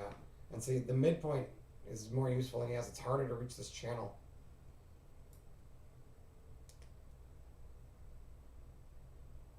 Signals above, triggers below, short. And then it hits the midpoint, it triggers long. Signals above, triggers below, short for 2 bars. Doesn't quite signal long and you miss it. Signals above, triggers below, short. That works. Short. This one might be long. Short. Long, short. Long. Yeah, so with ES, because of the way it chops so much, bar to bar, it may not work as well.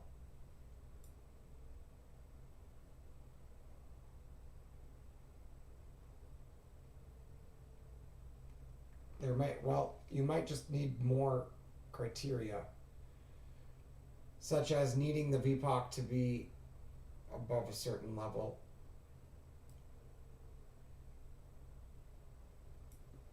Because you can see once it's up here,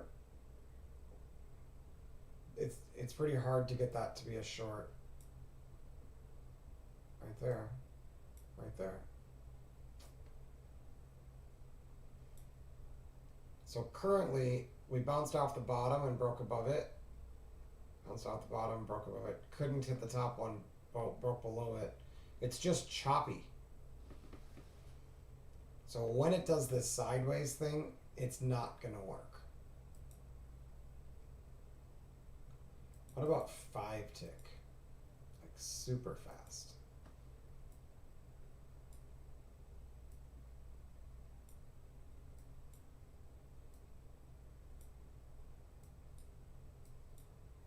This one should hit the channels more.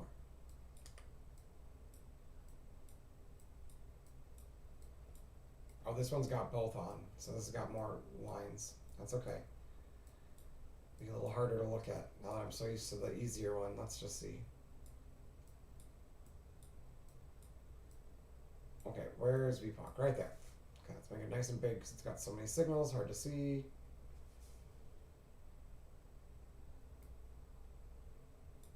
Okay, VPOC shifts, can't close below, no long. Test above, close below, short. Yeah, so the VPOC is above the channels. So even though you close above it here, you really don't want to take it. You probably don't want to take it on pink bars either. Test above, close below, short. Here it is. Test below, close above, but above the channels. Do you want along that? Then it's test above, close below, short. That one stops. Test above, close below, short. So you have to be careful when the VPOC itself is on or above the channel. It looks like you can have some issues. See, eventually it'll work. And see, it works better in the middle. So that might be an easy solution, is just only do it if it's between the channels. So once the POC line's in between the channels, now you can take it long.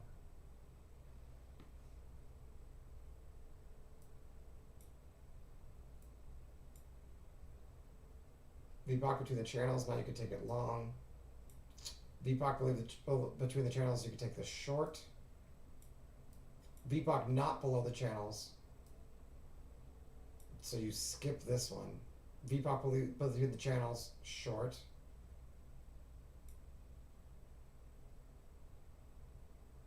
Test the middle line and then short.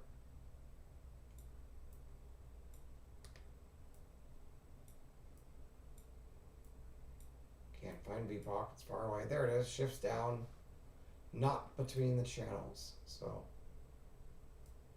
there we go.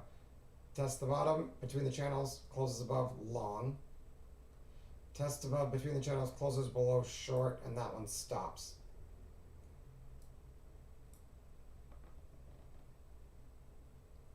Test above, closes below, short. Test below, closes above, long, short. Yeah, this gets choppy now. Gotta be careful with the chop. Test below, close above, long. Pays for all the choppiness. So what happens when it's choppy?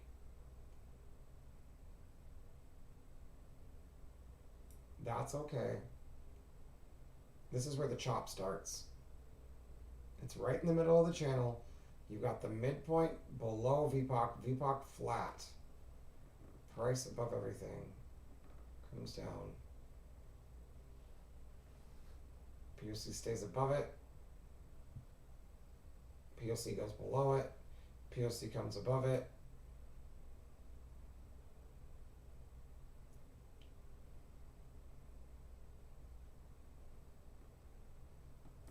It's above the channel. It's at the bottom. Okay, so now it's below the midpoint. And now that works.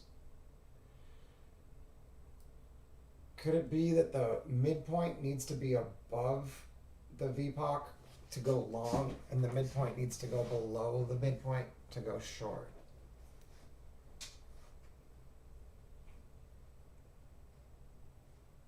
VPOC above, test, trigger, long. And then you skip it if it did that because it's on the wrong side. So that's a long.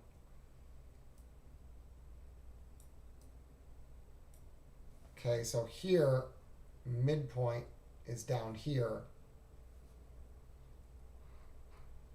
So you really don't want to short now because it's below, right? Is that what I said? Oh wait, do I have that backwards? It's confusing. You don't want to, I don't think you want to trade into the midpoint. I guess it only depends where the midpoint is. Because see here, VPOC is technically way down here, but price can't get a POC below the midpoint without being bearish. So I guess that's really what changes things, is can you get a POC down there? Because if you tag the low, but you can't get a bearish POC below the midpoint, it's not bearish.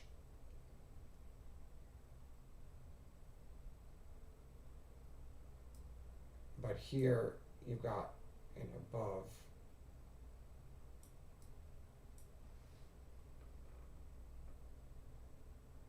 Below the VPOC. And so you'd only be going to the VPOC to go short.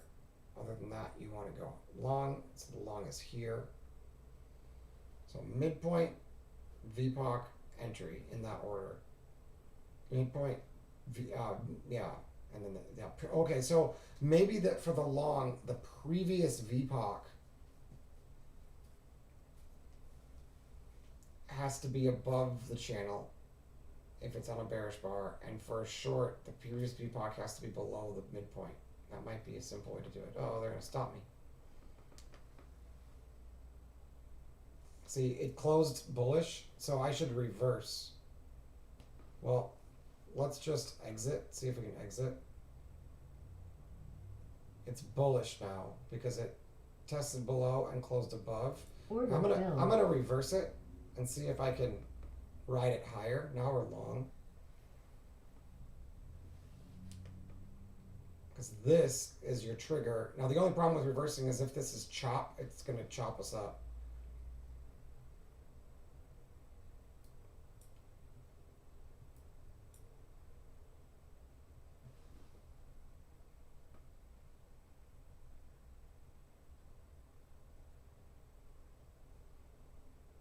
think that that would be the long.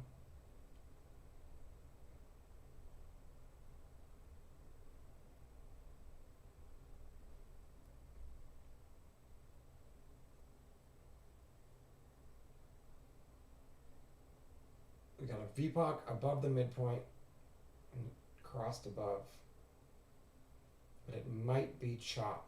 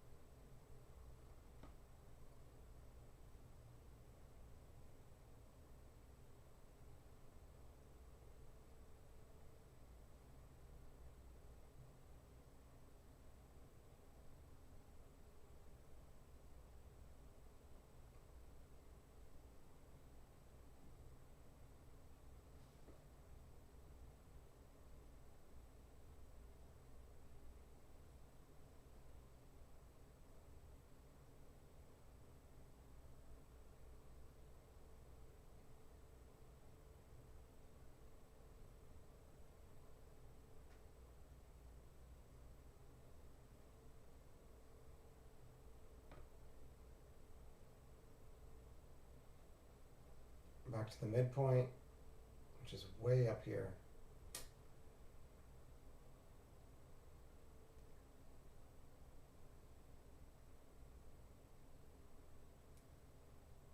See, when it gets choppy, I'm not totally sure how to decide that it's not worth being in the trade. Might need a little bit more work to determine how much momentum is required.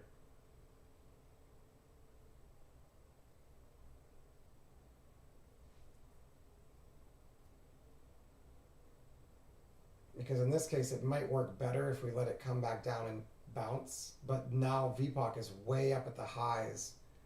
And so I haven't had enough experience to know if that's bullish or not. Even though we've closed above it, this would technically, if it closes back down, it would technically be a trigger to the short side. So I don't know how to handle that.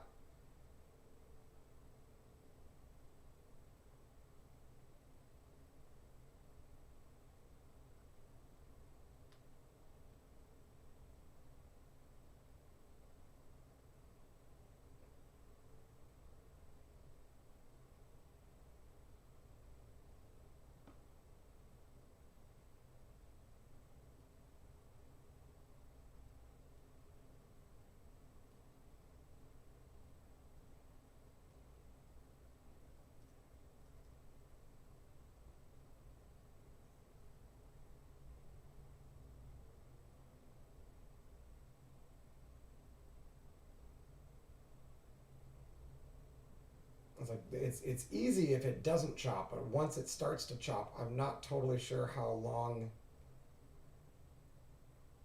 you'd want to stick with it and reverse back and forth, because like you don't want to miss the move. But it seems to me that it needs a little bit more work to avoid the choppy like periods.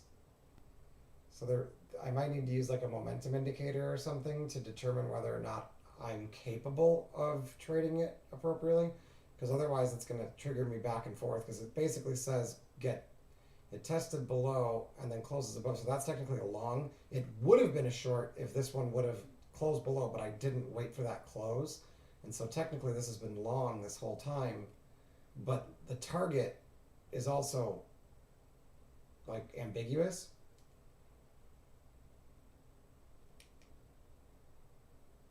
And all it would take is one close down here, and then you'd pass over the VPOC, and it would technically be a short. And we see it happen here quite a bit. Like tests above, that's short, comes down to the channel, turns around, that's long, and they both work. But like, you'd need to be ready to reverse that. Otherwise, you just need to wait for the long signal. So the solution may be to pick one direction rather than reverse, is just first determine which direction you want to be trading. So here we test below, close above, and it's got a diamond, and it has to go one more time. And then this one works, I bet. Yep. So it may still need some more work.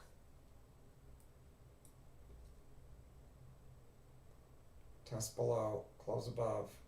See, and then it's test above, close below. That one doesn't reach the target. It immediately reverses. And only this one ends up working. Although then it triggers long, triggers short, comes down a little bit, triggers long, triggers short, triggers long, and then it goes. So it looks like sometimes it takes 3 or 4 tries, which is not really acceptable for me. So I might, it looks like I'm going to need some more work on this before I like implement it regularly. I might use it to try to like determine whether or not a trade has a higher or lower probability, but because it chops so much, at least now this is on the 5 tick, it may be better on like the 24 tick. It might be actually pretty hard to get it to chop because we didn't, but today was such a weird day. We'd have to see what it looks like on a balanced day. But that's the idea. I guess I'm going to keep working on it since it's not perfect. I'm not going to go to the next step of coding it. I'm going to watch it for a little while and see for next like couple weeks, see if I can figure out some more parameters for like when to trade it and when not to, or maybe like something as simple as I can only take it when there's signs of momentum in a certain direction, and then yeah, like just make it some kind of rule like that. I don't know. I'll figure it out. I'll get back to y'all. But thanks for checking this out. Hopefully you got some good ideas. Apologies that we weren't able to get it coded, but I don't want to waste the time coding it if it's not quite ready. So